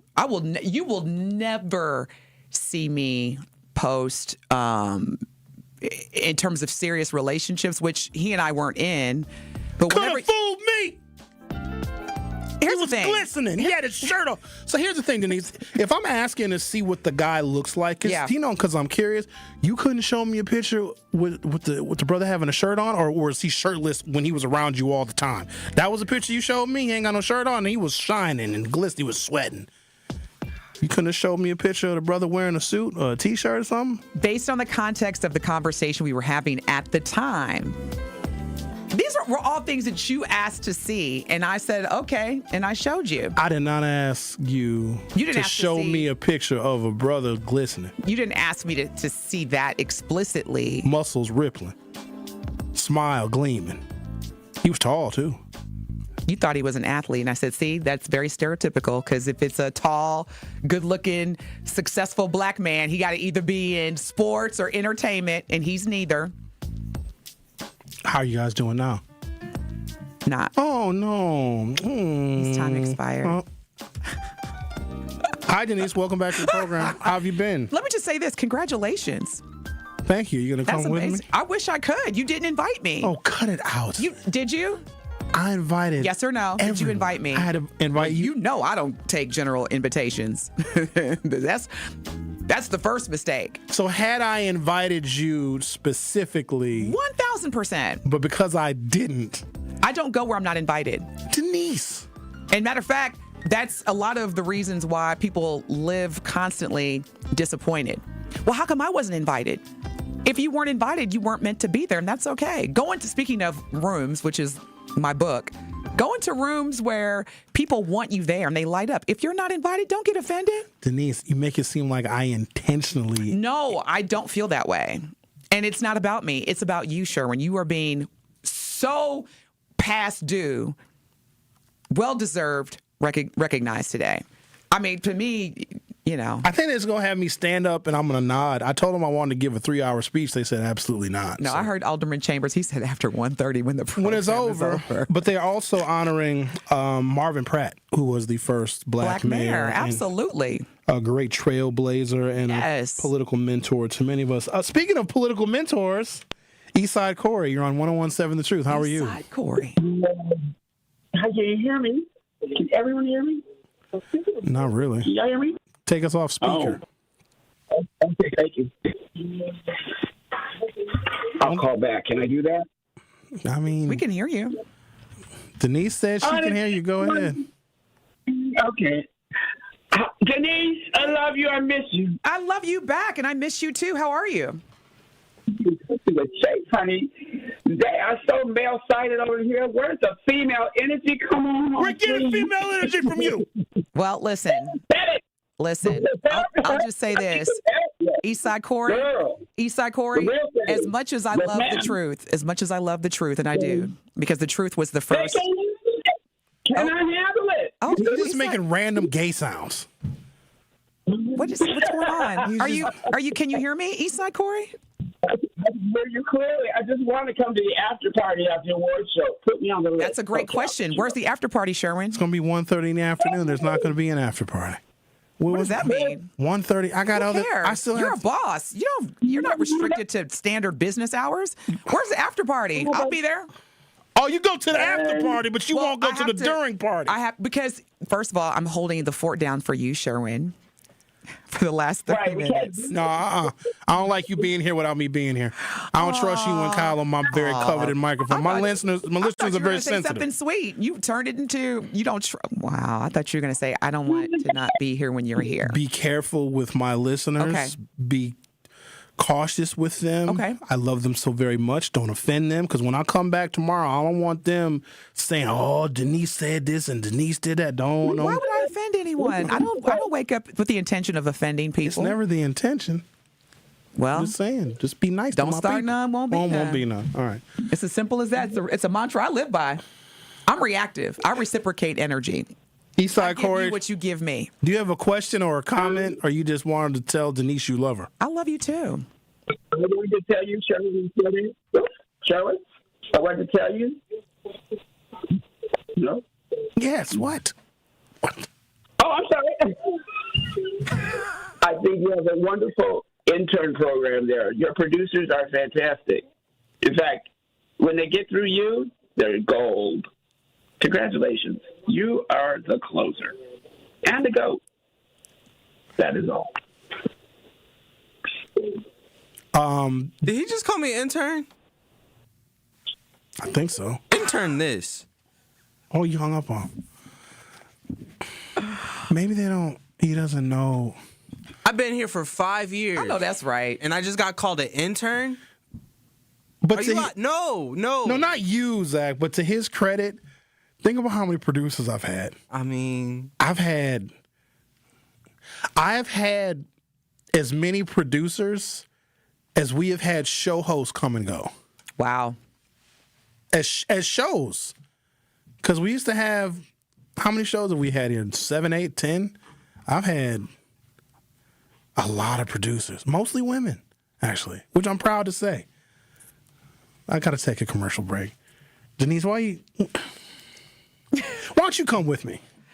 Denise, I'd like to cordially invite you publicly to the Milwaukee Common Council's Black History Program, where I am going to be acknowledged for my contributions to Black history in the city of Milwaukee. I even have like a program booklet. Let me get it. Oh, I'm so excited. Listen, but here's the thing. I've already committed to Kyle that I would hold the fort down. You ain't committing to him. You commit to me. I'm just saying. I'm a woman of my word. All right, we're going to take a break, and I'm going to... That is a beautiful program. Wow. Look at all the blacks they're honoring. Let me see these amazing humans. The Truth with Sherwin Hughes on 101.7 FM. We'll be right back with Denise Thomas.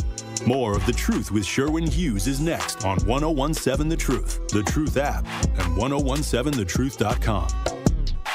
On Sunday afternoon, the Milwaukee Panthers return home to face in-state rival UW Green Bay Phoenix at the UWM Panther Arena for the Battle of I-43. Loop a pass, baseline right, Franklin, in on Cotton, reverse layup. Oh, that was pretty.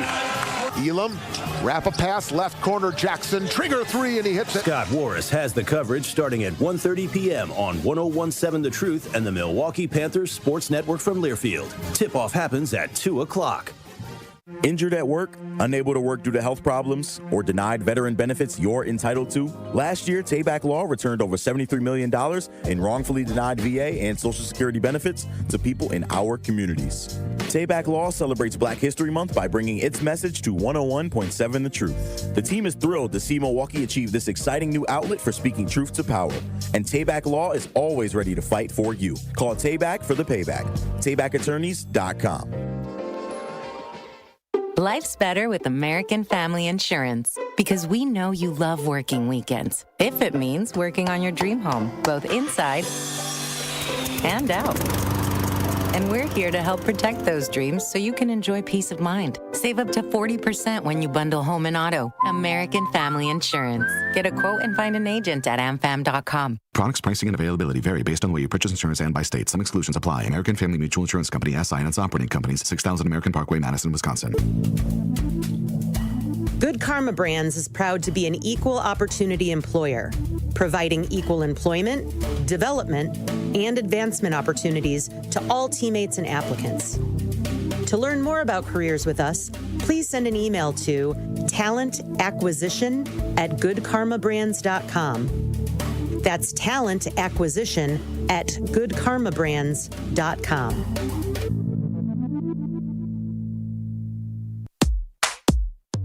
Teachers are dynamic leaders, shaping a new generation. They bring a variety of perspectives from diverse backgrounds, innovating how they teach to prepare students for our fast-changing world. Achieving this takes skill and expertise. They're tireless explorers, creatively discovering a universe of solutions, telling stories, experimenting, inspiring, mentoring, connecting cultures, and connecting with each other. Leading by example. Experience the unique joy of helping students thrive. Teaching is a journey that shapes lives. Are you ready to begin? Explore teaching at teach.org, a campaign supported by the U.S. Department of Education, Teach.org, and 1 million teachers of color. It's The Truth with Sherwin Hughes on 1017 The Truth app, and 1017thetruth.com.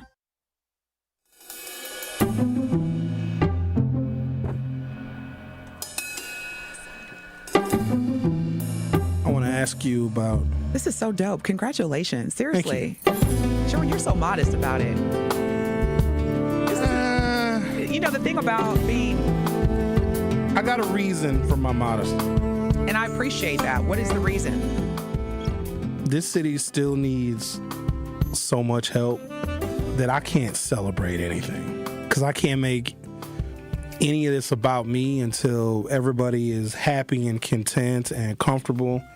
And the contributions that I make ultimately need to be realized and recognized in Milwaukee as a safer city. Because I live in the hood and my life is still in jeopardy every single day.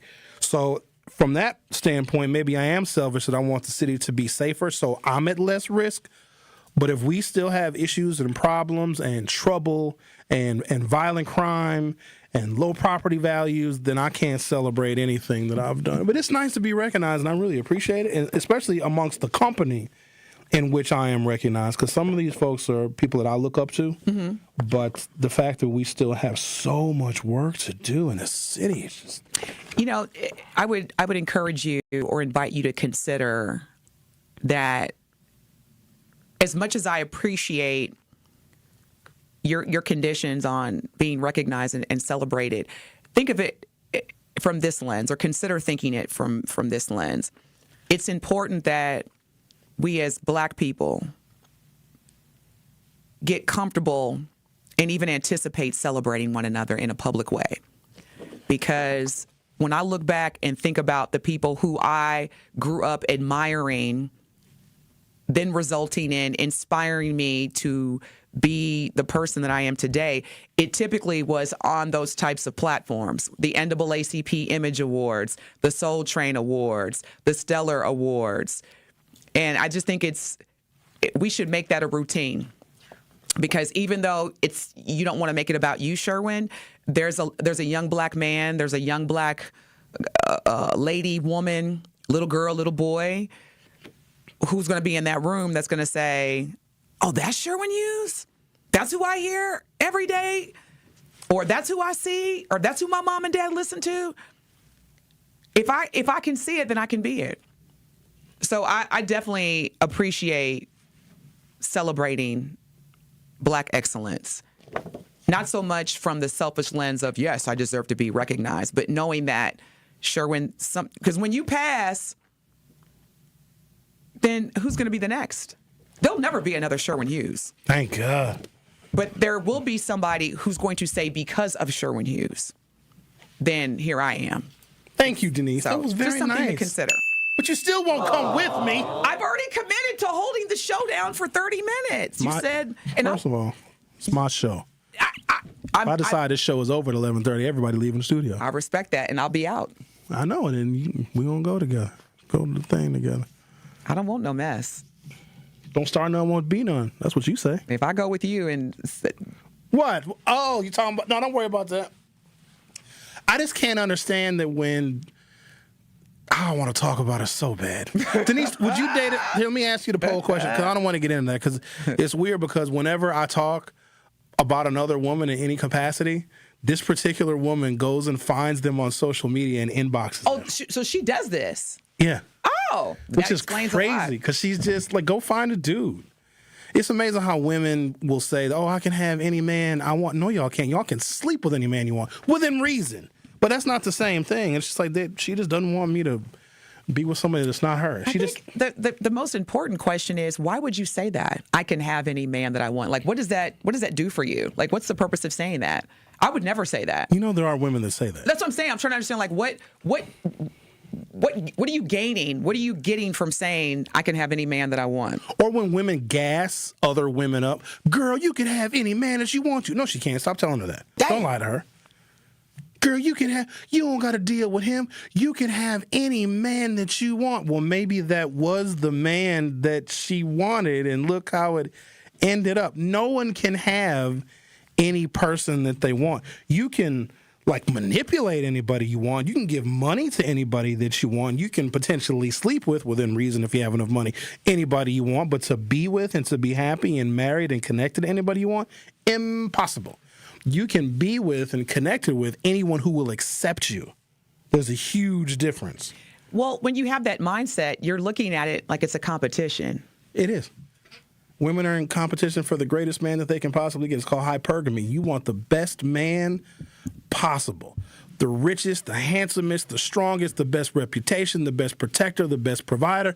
And those men exist. Problem is, there's not many of them. And a bunch of all y'all want the same couple few men. Who's y'all?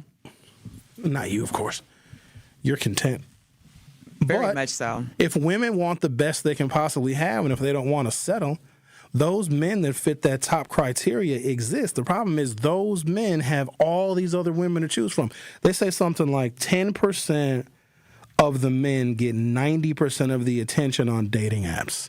So 90% of the men that are on these dating apps will never get a single inbox message return, because the women are only going for the absolute top. It's almost like women can wait at the finish line for a man. She doesn't have to be with a man from the beginning when he's crusty and dirty and working his way up from the bottom. Now, granted, some women do that. They'll invest their time and energy because they see the potential in this man. But why would you do that when you could just wait at the finish line?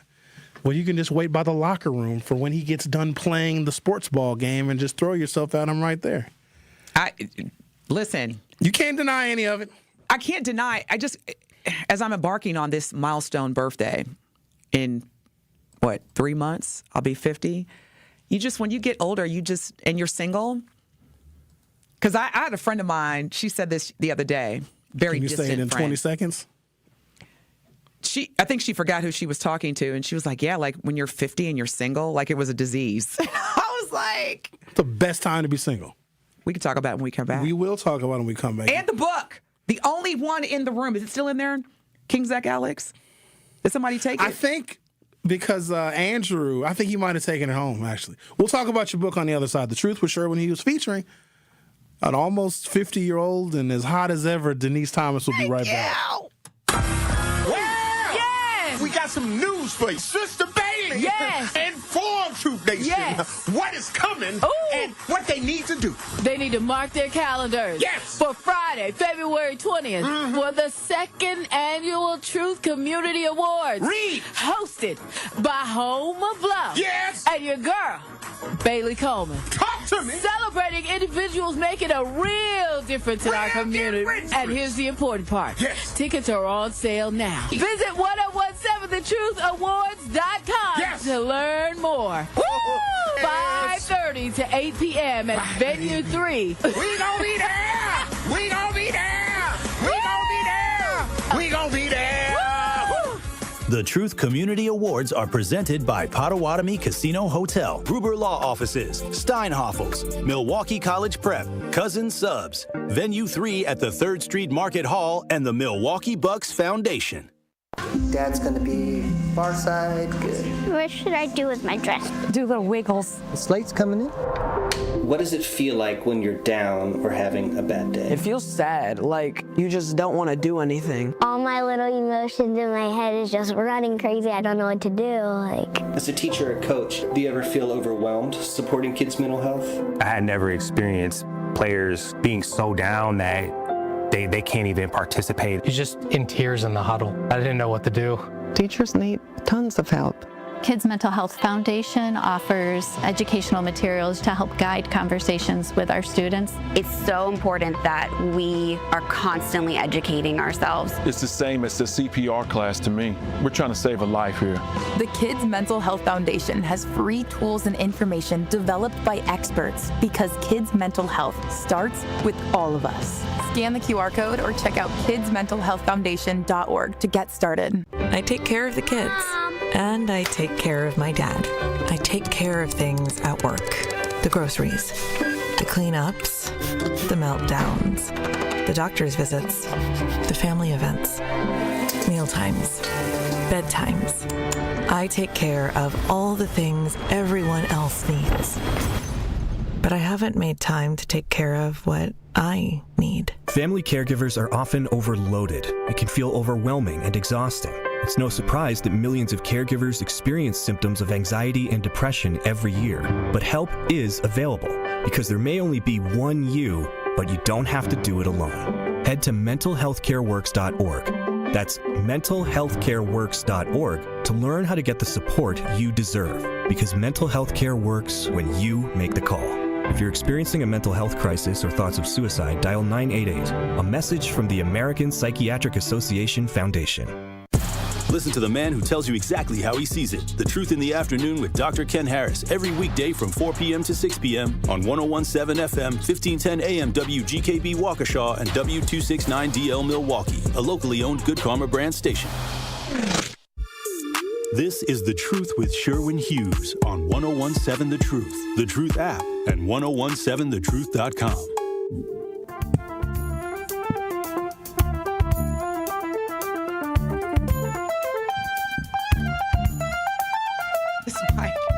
It's on my nerves.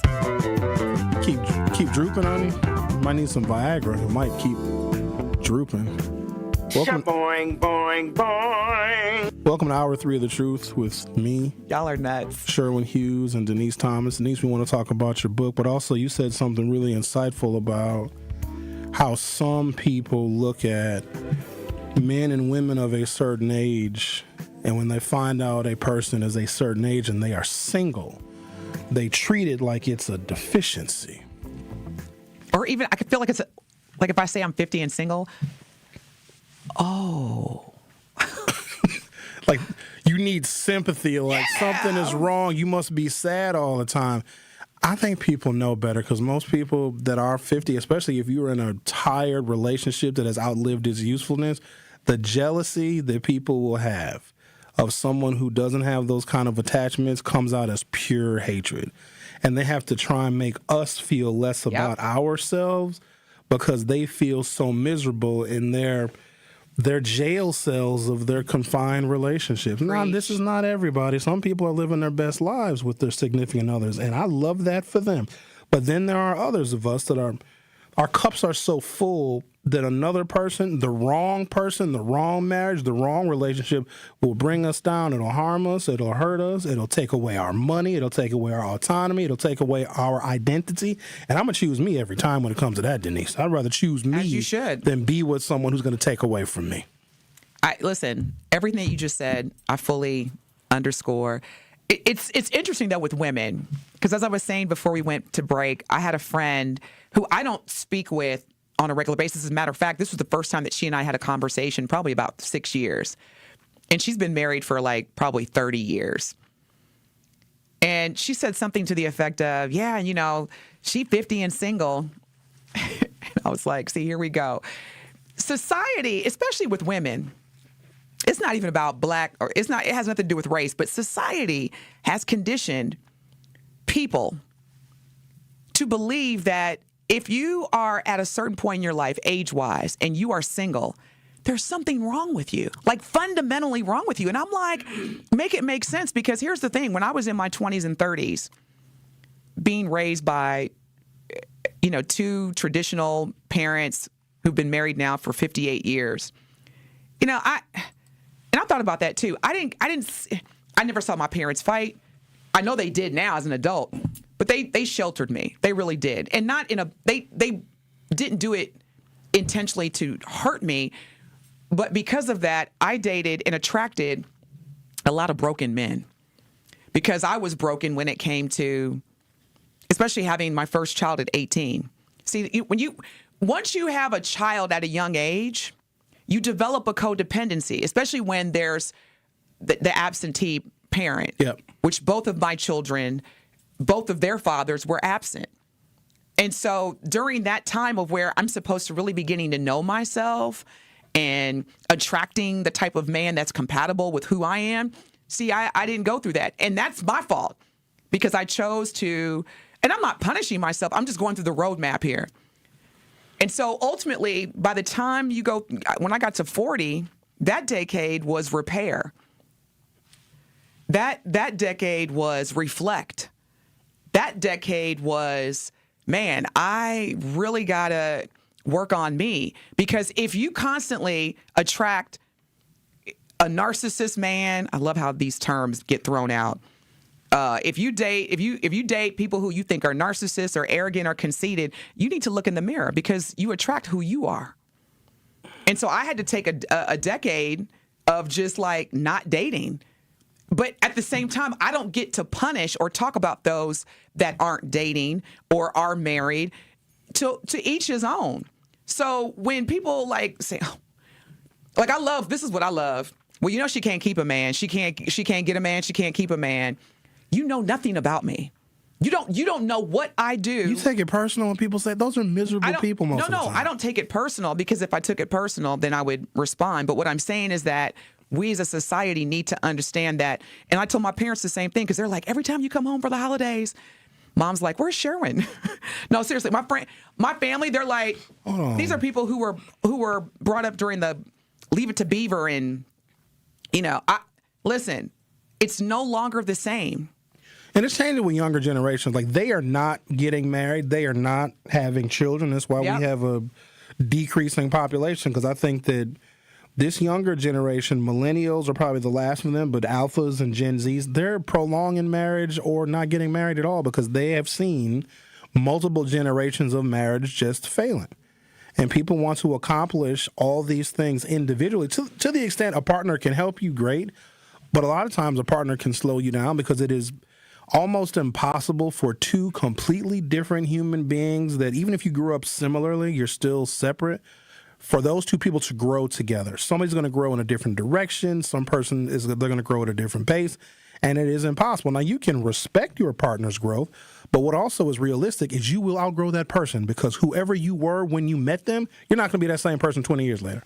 And I'm so not. And that's why it's hard for me, because as a woman who is black, who has a business, I won't even say that. I'm self-employed. See, when you're a business owner, you're the business. Well, I was going to say, when you're a business owner, that means whether you're there or not, your business still operates. That's right. I'm self-employed, and that's okay. But my point is, men that approach me The ones that turned me completely off are the ones that knew me back when, and now they've seen and they're like, oh my God, Denise, you're so amazing. How do you know I'm amazing? Because of what you see on social media? That's not fair. Fair and true. Let's get to know one another. Let's talk to Norm. Hi, Norm. How are you doing today? What's up, my brother? You kind of messed me up with what you just said. You are so right. Because I was about to say something like, just get somebody and just relaxing, but you said this person got to be so much equally to each other, and that do mean a lot of things. There's got to be somebody that y'all just, there's somebody that's just together, and then also too, then when you get up in the morning and go out and kick it, your partner got your back, but I don't know. It's kind of hard to find somebody perfect for you, but I think, too, as we get older, get somebody a little bit similar, and then you can work it out. I think that's what I think. All right. Hey, Denise, love to see you. Hey, peace, brother. Love to see you, too. Peace. I see you as your voice. He has a nice voice. I want to piggyback off of what he just mentioned as well as what you said. The bottom line, Sherwin, people like you and I, there's only one thing we need from our partners. One thing. That's it. Just one thing. What is that? One thing? Just one thing. It'll take care of everything else. No, I don't believe that. You ready? Yeah. Starts with letter U. Unadulterated freakiness. Underwear. Understanding. Understanding. No, that's true. That's all we need. But understanding has got to be living. a default. See, I get it. Because when I was your age, I would have hit the too. Keep living, nephew. Keep living. Understanding needs to be the default setting and everything. I need understanding from my friends, my family, because if you don't understand me, then we're not going to get anywhere. You see what I'm saying? There has to be Well, Sherwin, you did. Hey, I need some understanding here because you knew what you were getting into. Nah, you never know what you're getting into. I'm going to speak for myself and myself only. In the women that I have dated and the most memorable relationships that I have ever embarked upon, there's something that has held true in probably 90% of them. It also is the reason why in one form or another those relationships did not work out. And maybe this is a Sherwin thing. Maybe some of y'all can relate. The women that I have dated, whether they admit it or not, ladies, because you don't admit it don't mean it ain't true. You just haven't come to terms with it. But the women that I have dated have been looking for their father. Now, before you freak out, let me explain. If her father was chaotic and she didn't know how he was going to act and what mood he was going to be in, and if the daddy was unpredictable with the discipline, she just didn't know, she needs a man that's chaotic because she could never regulate her emotions based upon her unpredictability of her father. Now, you give a woman who had an unpredictable upbringing with her father and you give her a nice, normal, predictable, stable man that's safe, she'll be bored. If you have a woman that grew up with a predictable father that disciplined accordingly and he was there for her and he was stable, he came home every day at 5 o'clock and he cut the grass and he fixed up around the house and daddy was predictable, she wants that same kind of man in her life. Any man that is unpredictable or unstable turns her off. They are looking for their fathers. And you are attracting those type of women. 100%. Okay, I'm glad you own it. Both times. Yeah, I'm glad because the thing, you attract who you are. So if you're chaotic, unstable, you like, God, to be so fun though. Then that's why you attract those kind of women. Good so Lord. It can't be, and that's what I had to do. I was like, man, how come? And then it was like, oh, wait a minute, look in the mirror. Let's reflect. Let's evaluate. Because now the kind of men that, and it's slowly but surely, it's a combination of the men I'm attracting now versus the ones also that I'm saying, no, I'm good. But isn't dating for the most part, if you don't have any plans to get married and settle down, whatever that looks like, isn't it just entertainment? It's just something you do like, oh, I don't have nothing going on this weekend. Let me entertain somebody. Let me go out to dinner. Let me go see a show. Yeah, absolutely. It's just entertainment. Now, the problem is, I think as we approach this age and get a little bit older, we come to the realization that entertaining another human being is just exactly that. It's entertaining. Like, I'm not out here thinking, I'm going to find the one. Like, the whole concept of that to me is just foreign because there is no one. There's a bunch of different women that I could be comfortable hanging out with for the rest of my life. I don't need to see them every day. I don't need to marry them. We don't got to share a roof. We ain't got to do none of that stuff. If she has her house, I got my house. We can choose when we want to be together. I'm going to hang out with you. Proposition this to you, Sherwin, year after year, day after day. I can't trust you. Why? Because. Why can't you trust me? Look at you. You're already. What does that mean? You like you plotting something right now. You're already figuring out what you gonna do when you get back to Texas. I don't what? I ain't gonna be. Nah. I don't like what you going. You showed me that. Smart. You keep bringing up this picture that you asked to see. This is why you lie to me, Denise. Okay. If you want me, I can't. I'm not a liar, but if you want me to, I will. Anything for you, Sherwin. Now, I was going to say, y'all, thank you for the kind words. I'm looking at YouTube. Denise, thank you. We wouldn't make it. We're too much alike. Thank you for the kind words about not looking 50. I appreciate that. We wouldn't compromise much. You know why I don't look 50? Because I'm single. Because I ain't got no headache. Probably. I ain't got no man. There's some things I just don't compromise on. And I don't always know what I'm not going to compromise my boundaries and my integrity. There's certain things that. Sherwin, you're just scared that it might work. That's what it is. And look, that's what he's scared because he just told you, I don't want stability. I don't want compatibility. I want chaos. So you're just scared of me. Not always. You're scared. It's okay. Chaos is also for the occasional hobbyist. For the most part, I do want. So, not really a city girl said, Sherwin, I'm with you. When will you admit? Well, he just did. Admit what? That you might be the problem. He just did. He says that he attracts those kind of. Oh God, I'm totally the problem. Yeah, he did. He but did there's not really a city 90% of women want the problem. You're absolutely right. So why would I change from being a problem? That's why when I hear these online relationship coaches, they will always be relevant because no matter what people tell us to do, we gonna end up doing what we want to do. A lot of us like you said, we like chaos. We like anarchy. We like ambiguity. We don't want stability, but yet as soon as we experience it, we want to shut down. So thank you. I'm good. I love being single, and I've given it to God. I say, God, every day. Whenever you think I'm ready for this amazing man that you have in store for me, I will continue to do the work. That's right. I will give it to you. Like Cat Williams said, apply the pressure. Like that's what God's for. Give him the burden. Give him the anxiety. In the meantime, I got a business to run. You got a business to run? I got millions to make. You got millions to make? Billions, actually, because $1 million ain't nothing. Travel and go wherever you want to go. And if you feel like letting that cucina hang out one night, you let that thing hang out. Stop. No. My body's a temple. Of course it is. No, for real. But temples get visitors. Now you can't just... No, I'm good. I've been intentionally the C word for a while. And there's nobody can say Denise is lying. I'll wait. Stop. You could put this all over. Can't nobody say, my body. And that's the thing, too, ladies. Whatever. Stop giving up. Stop it. See, Sherwin don't like that because he... No. 3 lemon drops, Denise, and you're finished. I promise you. You won't even finish the third one. I promise you. You promise? I would demolish those 3 lemon drops and say thank you. I know you would. Okay.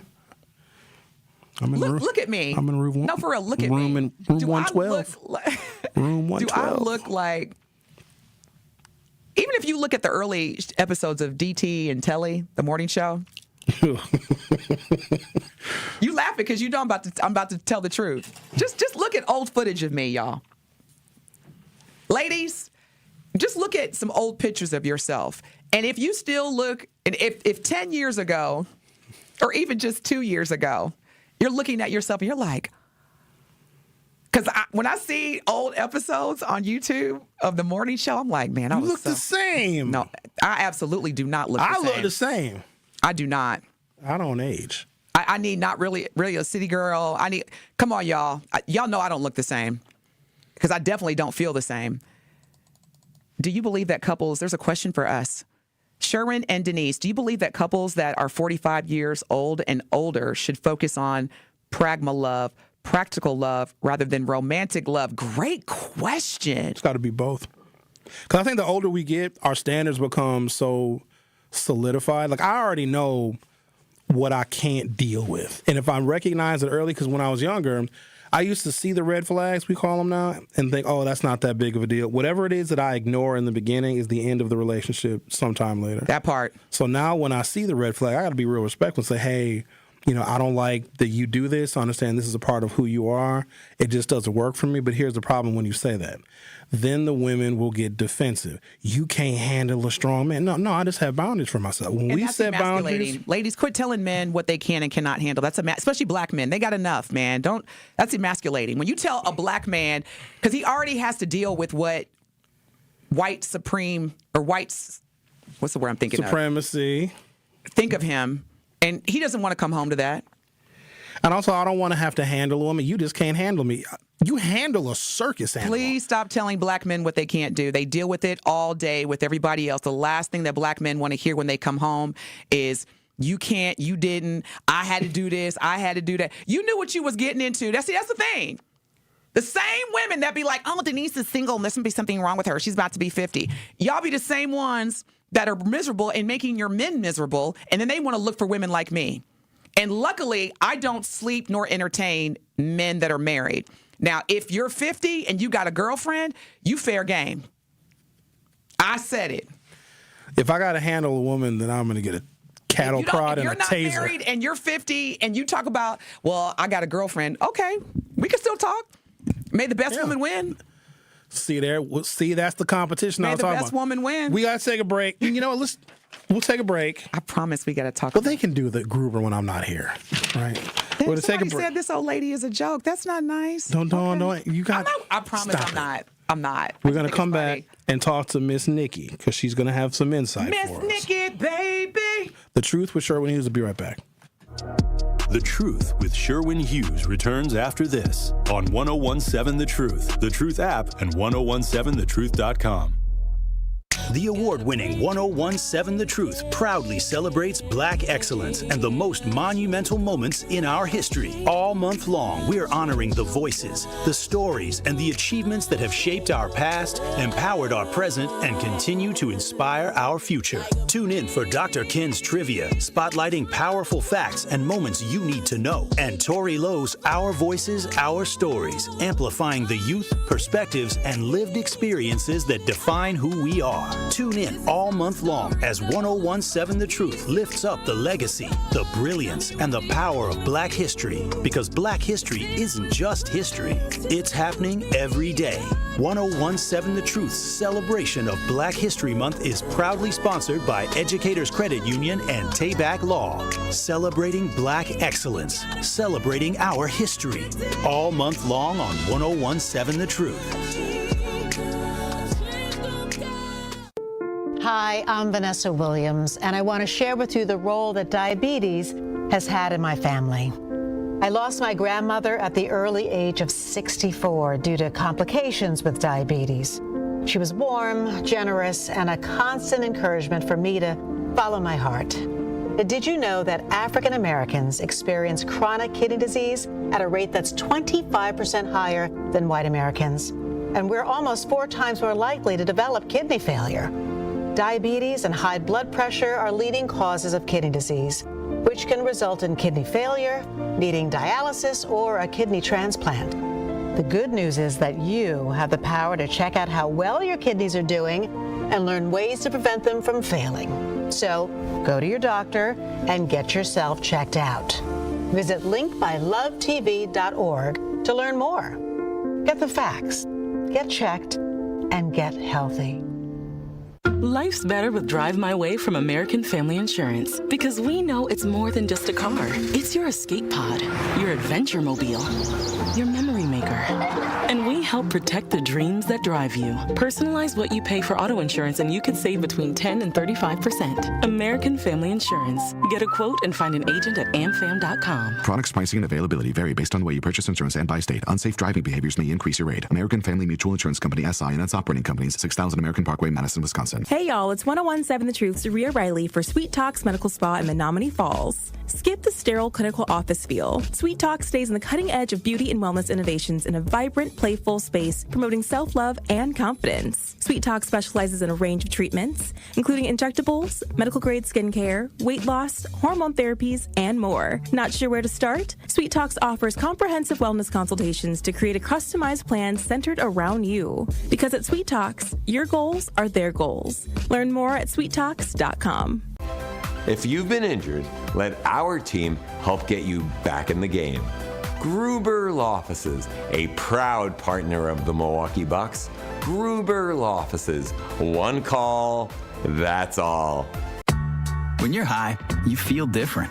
Pretty obvious, right? You think different, talk different, but if you feel different, you drive different. So if you're high, just don't drive. Brought to you by NHTSA and the Ad Council. You are listening to The Truth with Sherwin Hughes on 1017 The Truth, The Truth app, and 1017thetruth.com.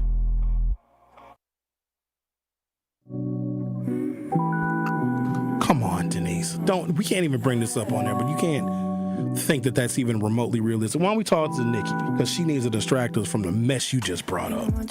That's so unrealistic. Only a woman would say something like that. It's not. Nikki. It's just that you don't like what I'm saying. No, I don't like what you're saying because it's ridiculous. Okay. You say ridiculous things sometimes. I just wish you said ridiculous things on the air so people know what I deal with. Hi, Miss Nikki. How are you? Hi, Sherwin, and thank you so much for taking my call. I'm so well. And hello, Denise. I love when you're on the show. Oh, thank you. Hi. I typically don't call in when we are talking about relationships, but you said something earlier that struck a chord with me, and when about having a younger child and having this level of codependency, because I can see that in myself. I'm 51 and I'm single, and I'm gonna tell you this right now. When you talk about being single, I love it. This is the best time of my life ever. I'm in the best position I've ever been before. I'm well into my career. You know, I did have children young. My children are grown professional women. I've had a couple of degrees. I mean, I do very well for myself. And when we talk about dating at this day and age, it's really all about having those standards and finding somebody that could align with those standards, which is a little difficult, right? Because for me, growing up and doing a lot of things by myself, I've developed a level of independency and tenacity when it comes to living this life. And trying to find somebody that's been through those same experiences oftentimes is a little difficult. So as a single woman, I do have, I don't want to say situationships, but I do have different friends that if I want to go to a black tie event, I got somebody I could take to that. Yep. If I want to go to an old school concert and play spades, I got somebody I could take to that, right? Yep. If I need to go to an art museum or something work-related, I have somebody I could take to that. Until I find one person that can fill those different roles, I am actually okay with just being single. So it's nothing that I have to do. The other side of it is when other people know that you're of a certain age and you say that you're single, what's the first thing people say is, what is wrong with you? There is absolutely nothing wrong with me. It's just finding that person that aligns with my standards and my experiences and the type of life that I plan on living from this point moving forward. So again, you look absolutely beautiful. I would never guess, Denise, that you were 51. I'm absolutely gorgeous. I know you. I am absolutely gorgeous. Yeah, thank you for that kind word.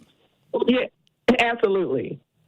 Man, and so that's all I wanted to add to the conversation. Nikki, you made my day. And here's the thing: just hearing Nikki's voice? Doesn't she just sound incredibly gorgeous and attractive? Wouldn't you want a woman like Nikki? And the thing is, I hope Nikki's still listening. You don't have to find anything. You're not chasing. That's what women do in their 20s and 30s. See, we're sophisticated now. We're established. So it's just about what you attract. And give it to God. And Nikki, have we met keep before? Doing what you're doing. Have you come to any of our events in the past? Sherwin, I'm Miss Nikki. Yes, I was at the first Beyond the Mic.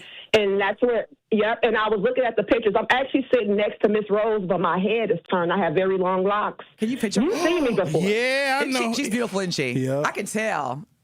Yeah. She fine. Thank you. Go, Nikki. Thank you. I love the fact that I love the confidence because black women need that. I love, she made my day. There's a question. It says, Sherwin and Denise, should you just get it over with and go out to dinner together? We went to dinner twice. We've hung out a few times. Yeah.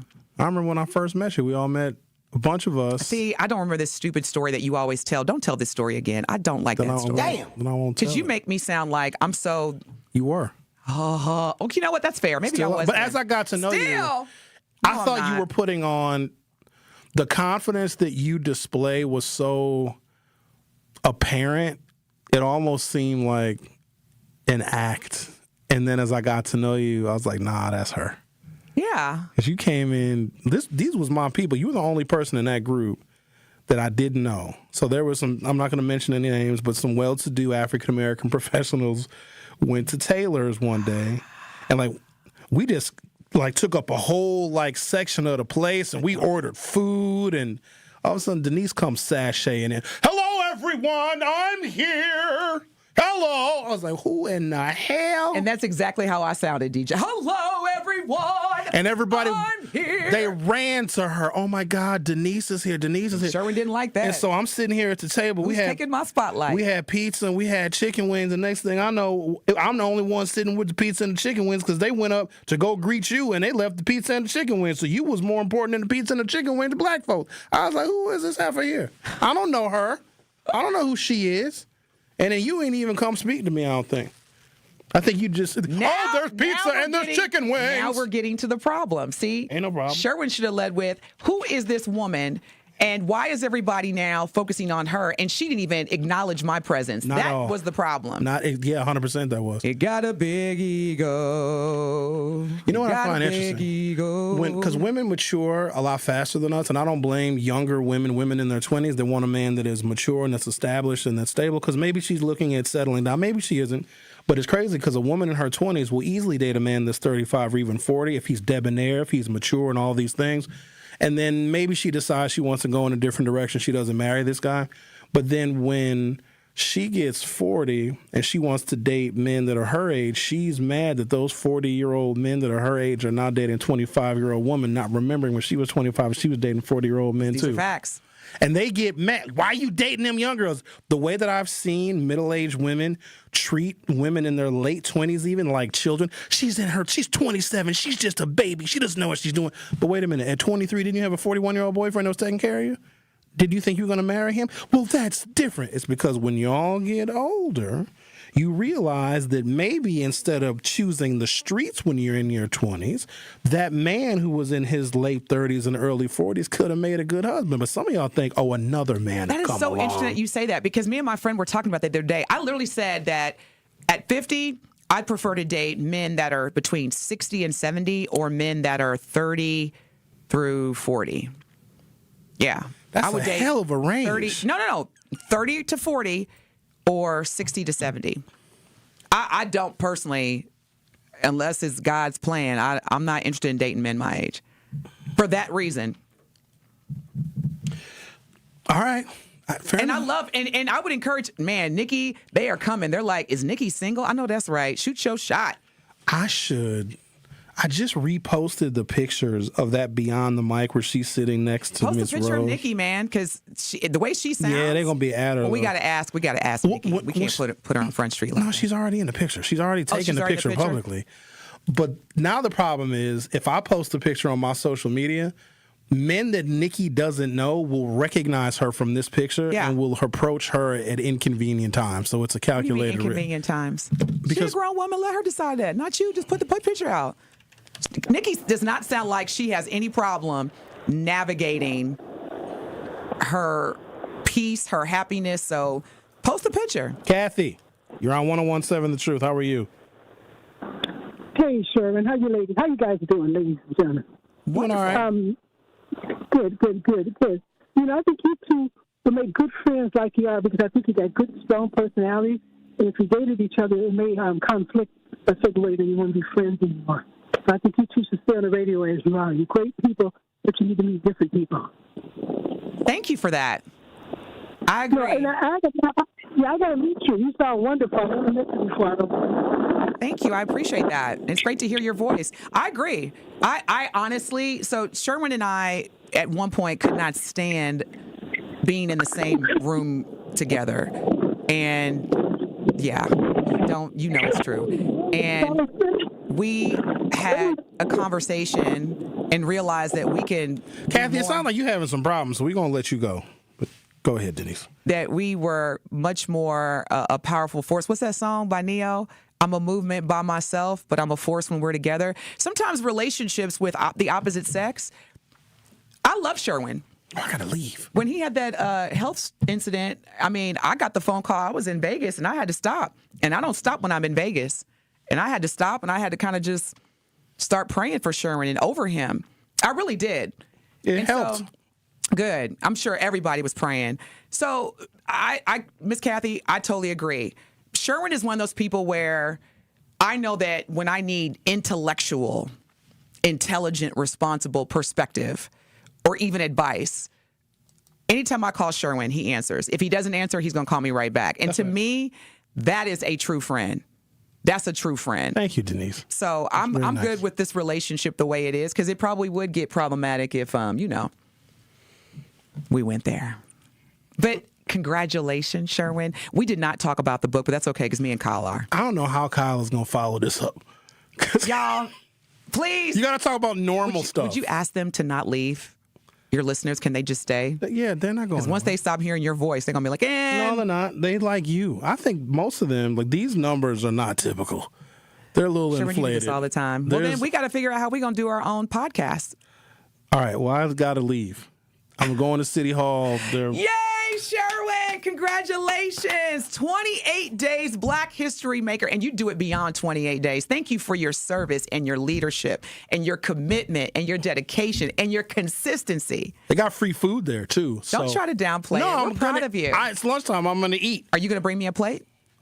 You Choose had your words wisely. every Choose your words opportunity wisely. Choose your to words go wisely. with me. I will bring you a picture of me at the event that you could have been with me at. But now I got to go. Thank you guys. I appreciate the invitation and congrats. I'll see some of y'all down there. The rest of y'all. Where is it located? Where is it? City Hall, the Rotunda. Oh, that's right. The Black History program they do. Well, I'm not dressed, of course. You know me. That's my brand. You know, my wardrobe got to be. Y'all know I'm not. Denise, when you're as famous as you are and you're known as just Denise, you can wear whatever you want. I got to go. All right. Bye, Sherwin. Love you. Sherwin is leaving. Love you too. And Denise and Kyle are going to be here. I got to go shake hands with the mayor and people. Okay. Goodbye. Bye-bye. Sherwin is the mayor. More of The Truth with Sherwin Hughes is next on 1017 The Truth, The Truth app, and 1017thetruth.com. Life isn't a single moment. It's a shared ribbon that bends through the years. It binds us to the things and people we love most. One insurance company knows this because they live it. For 100 years, we've been with your family for the moments that matter most. Erie Insurance. Find a local agent at erieinsurance.com. Your taste buds are in luck. The Reuben is back at Cousin Subs. Try this classic sub grilled to order just for you. Stacked with corned beef, Wisconsin Swiss cheese, and sauerkraut topped with Thousand Island dressing and served on rye bread. And our delicious mint shake is back. Both the Reuben and mint shake can be ordered via the Cousins app or online for a limited time only. Cousin Subs. We believe in better. 70 million people in the U.S. have learning and thinking differences, like ADHD and dyslexia. Each has their own story. This is ours. At first, I thought it was just a phase. Then schoolwork became a struggle. Emotions got bigger, and my kids started falling behind. I felt alone, like I was lost in the dark trying to find answers. Then I learned about Understood.org, a nonprofit empowering parents and kids like us. It was like we had a light to show us the path ahead. Whenever new challenges came up, their guidance helped us figure out our next step. We still have tough days, but now we have direction. And I have the tools and resources I need to help my child thrive. No matter where you are on the path, Understood can help you keep moving forward. Visit understood.org/yourpath today. Real talent is defined by what people can do, not where they learn to do it. So by stopping at the education section of a resume, you might throw away the perfect hire. you might miss someone who has valuable skills to offer to help your business thrive right now and in the future. Because the truth is this: Skills First Hiring helps you see talent others miss, like more than 70 million stars, skilled through alternative routes. When you let their story unfold, you gain a competitive advantage, because hiring managers who start with skills are 60% more likely to find a successful hire. See the real person, complete. See what others miss. Hire skills first. Learn why it's a competitive advantage at tearthepaperceiling.org. Brought to you by Opportunity at Work and the Ad Council. More of The Truth with Sherwin Hughes is next on 1017 The Truth, The Truth app, and 1017thetruth.com.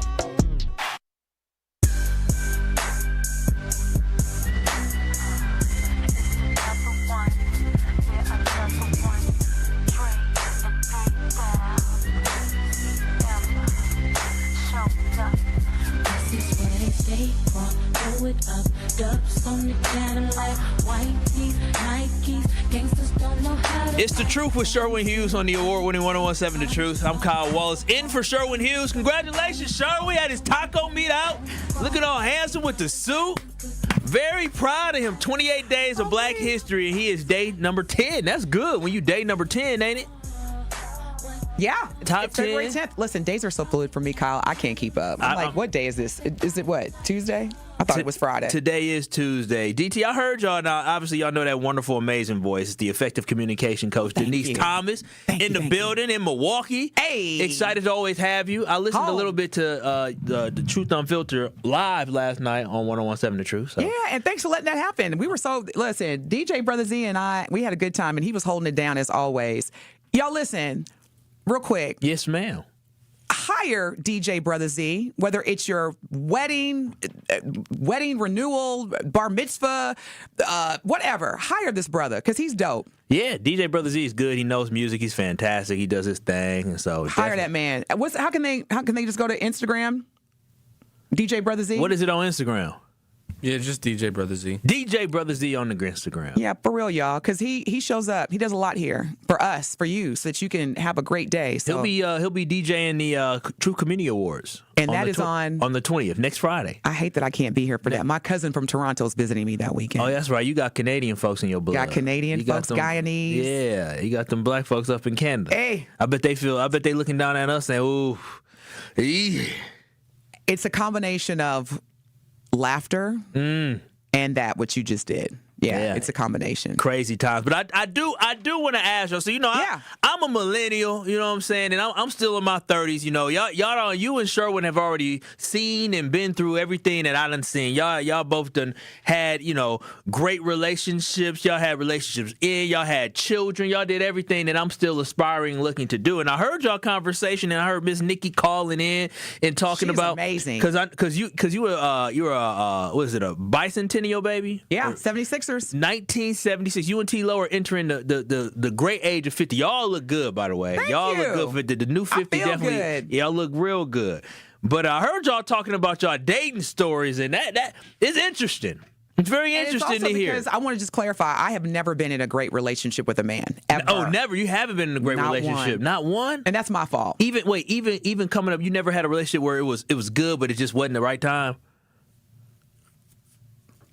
You know what? No one's ever said it that way, Kyle. That's very thought-provoking. Now say it one more time. It was a good relationship, but just not the right time for y'all to be able to advance. Because I know I've talked to a lot of wonderful women in my life, but it just wasn't. The timing wasn't right for us to think about forever. Huh? Now would that qualify as maybe the one that got away? Yeah, that could be. The one that got away. I'm so glad you said that way. Yeah. So I would say two. Two of them? Two. Yeah, I ain't never had one that got away, but two of them were great, but the timing was bad, and I was also selfish and irresponsible. But here's the good thing about maturity. Both of those gentlemen, one is happily married, been married for a long time now. He and I actually had a conversation. We ran into each other in D.C. Oh, okay. And we ended up just sitting down, grabbing lunch, had a great conversation, and it was closure. Oh, that's good. And then the other guy, he packed up and moved to South America speaks only Spanish, and he's on some Bad Bunny stuff. He ain't speaking no English. He's like, I am a African Latino, and he from Atlanta, Georgia. But hey, I get it. And he dug in. And I ain't mad at that. He's like, I will never be an American again. I mean, I ain't mad about that. But yeah, we talked too. And so I'm a Taurus, sincere. Ronnie Ray Real said, what's your sign? Taurus. The bull. The bull. The bull. Shocker.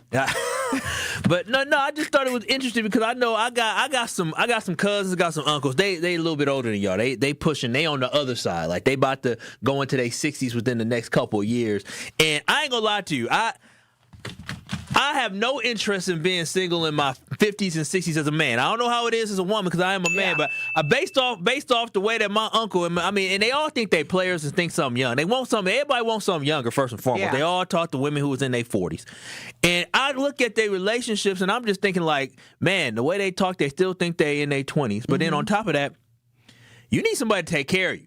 And I see the health things that some of my family members go through, and I ain't listen. So you're smart. Ain't no way I'm gonna be by myself. You have that awareness, Kyle, at an age where you should, because and I don't want to assume that everybody that's listening has a religious affiliation or is even spiritual. But for me, when you go to the Bible, when God created woman, He literally, and think about this, Adam was resting.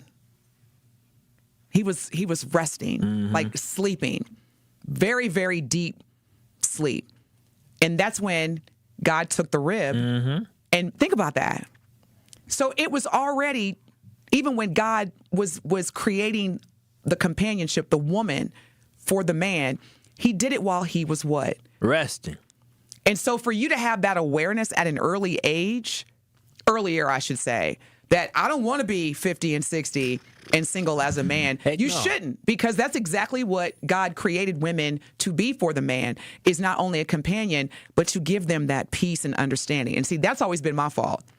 I didn't understand the fact that, especially when you look at the dynamics of being a black man, my man, we gonna have disagreements. We're gonna have, but that's where communication comes into play. But at the end of the day, my role, and that's why some women are like, I don't want to do that in this day and age. And I get it. But our responsibility is to be peace to our men, our man, understanding, supportive, nurturing.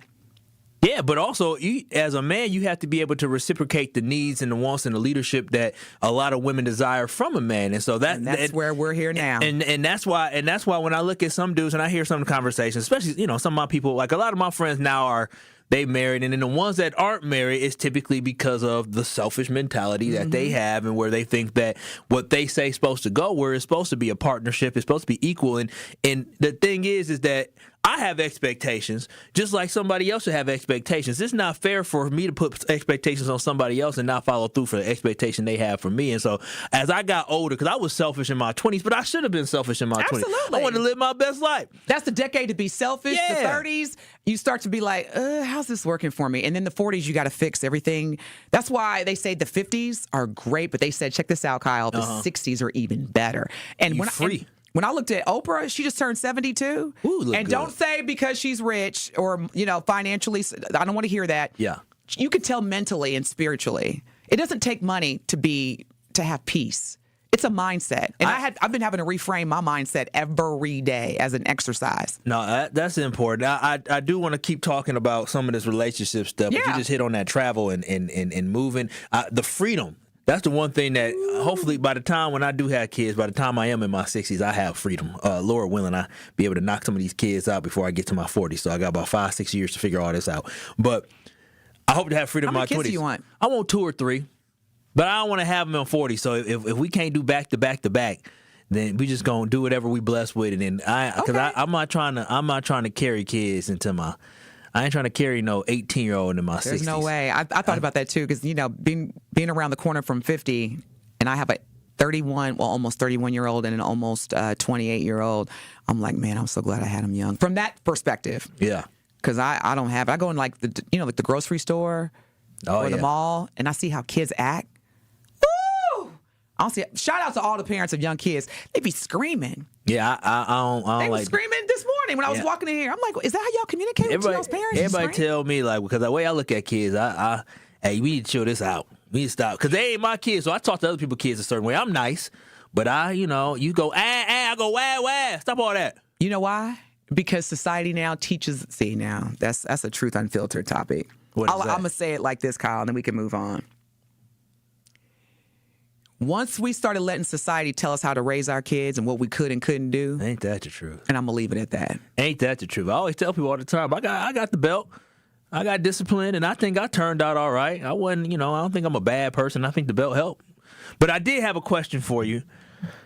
I heard him mention that you and Sherwin went on a date, or y'all went to dinner. I got my notes here. I wrote it down. It said you and Sherwin went to dinner twice. I said, whoa, you and Sherwin went to dinner twice. What is that? And I went to dinner with a female last night. I mean, it was dinner. I don't know what dinner means.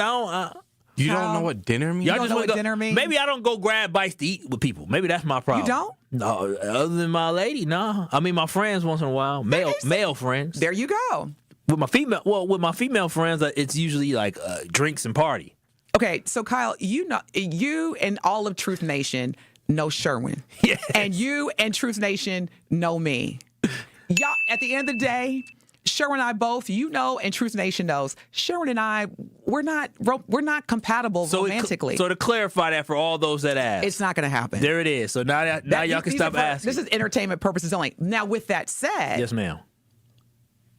Sherwin, it has a ton of great qualities. I just, to Kathy, Miss Kathy's call earlier. Yes, ma'am. Sometimes when you are attracted to somebody initially, and you're like, ooh, then you got to take a step back and say, now, was it DJ Brother Z do really? Like, will this really work?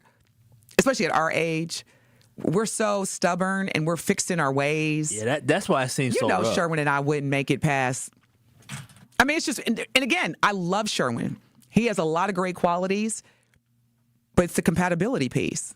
Yeah, I'm only doing this marriage thing once in my life. If it don't work out, then I've been married before, and I'm okay with getting married again. But at this point in my life, I would rather have a significant partnership than the legalities that are, part of being married. I don't need a marriage license because I'm not going to have kids. That ship has sailed. I need a partner. I need a champion. I feel you. I know somebody who's on the line who's not going to be a partner of yours whatsoever. But Bob, I'm sure you have some great knowledge and experience that you want to share with everybody. What up, Bob? Hey, I love to hear DT, but I just got to say, DT, don't you think what Kyle said, he's way beyond his time. Now, how is he beyond his time, and what did he say? I don't want to be like anybody that's 50 or 60 that I know. I want to, get married. And you in your 30s, that is a great thought, man. That's smart. So when people get married, Bob, I appreciate that. So I guess for me, so when people get married in their 30s, because I'm getting married, I guess now it's changing. Millennials are ticking more up, waiting to get married, and have less of a divorce rate currently now. But is that not what people think about? You were about to say, so when are you getting married? I'm getting married eventually, coming up. Is this year? It's this year. Okay, all right. That's congratulations. Thank you. I appreciate that. That's awesome. I apprate that. Very exciting. Okay, I'm sorry. So what was the question? I don't know. I'm sorry, because I was like, you about to drop a bomb. Like, no. I guess when you think about it, isn't that something that people think about?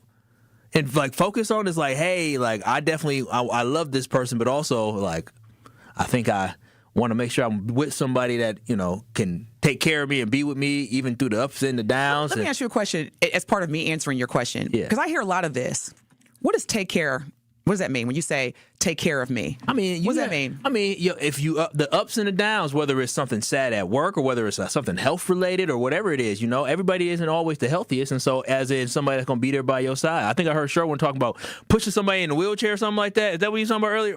DJ Brother Z wasn't here yet. Like somebody to take care of you. Eventually, somebody gonna be wiping my behind. It may be my wife or it may be one of them nurses. Well, then I need to start. This is gonna sound. I know I'm probably gonna get some smoke on this one. Better start looking for people. Okay, because I'm not trying to be a nurse or a purse. Bruh. I'm not trying to be a nurse. I was or telling a you purse, now, DT. So Like, I better hurry up because you gonna start find talking about wiping behind. You gonna find you a real good man. I mean, I'm not looking. but no, He's gonna find me. He gonna find you. But y'all still young. That's like 30 years, 40 years from now. I mean, the way these baby boomers is rocking right now. That's a fact. Listen, I may not like Donald Trump, but the man 79 is traveling across the globe and the world. Like, that is those 78, 79, 80, not all of them, because, Mitch McConnell got some issues, but they still kicking and grooving it. Well, in all fairness, we know that President Trump has access to the best health care in the world, literally. And my understanding is that he has, someone told me the other day, he has congestive heart failure? Oh, I don't know. He got something going on with his hand. And I'm not wishing any ill will on anybody, but I will just say this: at my age, I'm not trying to be a nurse, and I'm not trying to be a purse. I ain't got no problem. You too high value. If my man has the flu, yeah, I have no problem going downstairs and making some homemade. There we go. But when you start talking about what you say, wiping, pushing and. It's a teen. That's what it's for. How old are we now? I'm 35. You're giving me a lot to think about here. I'm 35, so I got time. But DT, I know we got to go to break in. I know you got, of course, business things to get to. But you really have me over here thinking. Oh, I mean, you drop some provoking. I mean, that's what it is. What's the average? During break? Can we just do this really quick? Can we look at the as of right now? Maybe the last Census Bureau, based on whatever organization assesses lifespan. I need to know what's the average lifespan for a black woman in America, because then that'll help me understand if I need to make this urgent or just keep moving at the pace I'm moving at. Because mid-70s, which is crazy. Mid-70s, that's good. But pandemic. Oh, I mean, no, I expect it to be a little bit higher. Black women? Yeah, it was around in 2019. It was 79.3. That's a whole nother episode. Because whenever I talk about this, I make my sisters mad, but the truth hurts. Your health is your wealth. So put them chicken wings. I mean, eat the chicken wings, but people like, Denise, what do you do? Because it's discipline. I work. I make decisions. I work out. Because how am I going to be single and want to attract all the kind of men that I'm talking about? I can't run around the block. I think that's your period right there. Truth. This is The Truth with Sherwin Hughes. When we come back, we'll give away some cash money as well. DT, thanks for joining. Thank you. Sherwin. I love y'all. Have a great week. Yeah, y'all. We'll be back I'll here. be back next week. Coming up. Don't touch that dial. The Truth with Sherwin Hughes will be right back on 1017 The Truth, The Truth app, and 1017thetruth.com. Life's better with American Family Insurance because we know you love working weekends. If it means working on your dream home, both inside and out. And we're here to help protect those dreams so you can enjoy peace of mind. Save up to 40% when you bundle home and auto. American Family Insurance. Get a quote and find an agent at amfam.com. Products, pricing, and availability vary based on the way you purchase insurance and by state. Some exclusions apply. American Family Mutual Insurance Company, SI, and its operating companies, 6000 American Parkway, Madison, Wisconsin. I love the exercise classes here at the Senior Center. Me too. I'm trying to eat healthier too, but it's expensive these days. I know, and that's why I use benefitscheckup.org. I learned I can get help paying for groceries. Benefitscheckup.org? Yes, benefitscheckup.org is a free service from the National Council on Aging. For free? I'm going to benefitscheckup.org today. People don't realize that glaucoma is one of the leading causes of blindness. Because there are often no early symptoms, nearly half of those with glaucoma may not even know they have it until vision loss has occurred. I was diagnosed with normal tension glaucoma in July of 2020. And what we found out at that point was I had already lost 40% of my sight. And you think it only affects people that are, 75 or older, retired, grandparents, and that's not the reality of it. I didn't think at all glaucoma was going to affect me because I didn't know of anyone that had glaucoma, no one in my family. When you have glaucoma, you can't get back that sight that you lost. And so early detection and treatment is vitally, vitally important. Don't miss life's most beautiful moments. Schedule an eye exam today. National Glaucoma Research, a Bright Focus Foundation program, offers free resources and tips for healthy vision. Learn how to protect your sight at stopglaucoma.org. prizes, exclusive experiences, even cash money. You want it? We've got it. Find a list of all contests and official rules by visiting truthcontests.com. That's truthcontests.com. Happy kids heal faster, and that's why Starlight is dedicated to improving the mental well-being of sick kids across the U.S. Learn how at starlight.org. Seriously injured? Call Gruber Law Offices today. This is The Truth with Sherwin Hughes on 1017 The Truth, The Truth app, and 1017thetruth.com. One call, that's all. Truth Nation, now it's your chance to be our one call, that's all 5K Gruber giveaway entry for today. Yes, you can be entered to win $5,000 courtesy of Gruber Law Offices. Be caller number 5 right now at 833-212-1017, and you will be entered to win $5,000 courtesy of the Gruber Cash giveaway in the award-winning 1017 The Truth. Again, that is caller number 5 at 833-212-1017. Remember, if you or a loved one has been injured in an accident, contact Gruber Law Offices today or visit them at gruber-law.com for official contest rules. Visit 1017thetruth.com. It has been The Truth with Sherwin Hughes, and guess what? Truth to Power is coming up next, Truth Nation, and I'll be joined by Lane Grindle from the Brewers, but also we're going to talk about the prison, the prison pipeline and private prisons coming up here. Keep it locked. You got more of Truth to Power coming up next. Don't go nowhere. On Sunday afternoon, the Milwaukee Panthers return home to face in-state rival UW Green Bay Phoenix at the UWM Panther Arena for the Battle of I-43. Lupa pass, baseline right, Franklin, in on Cotton, reverse layup. Oh, that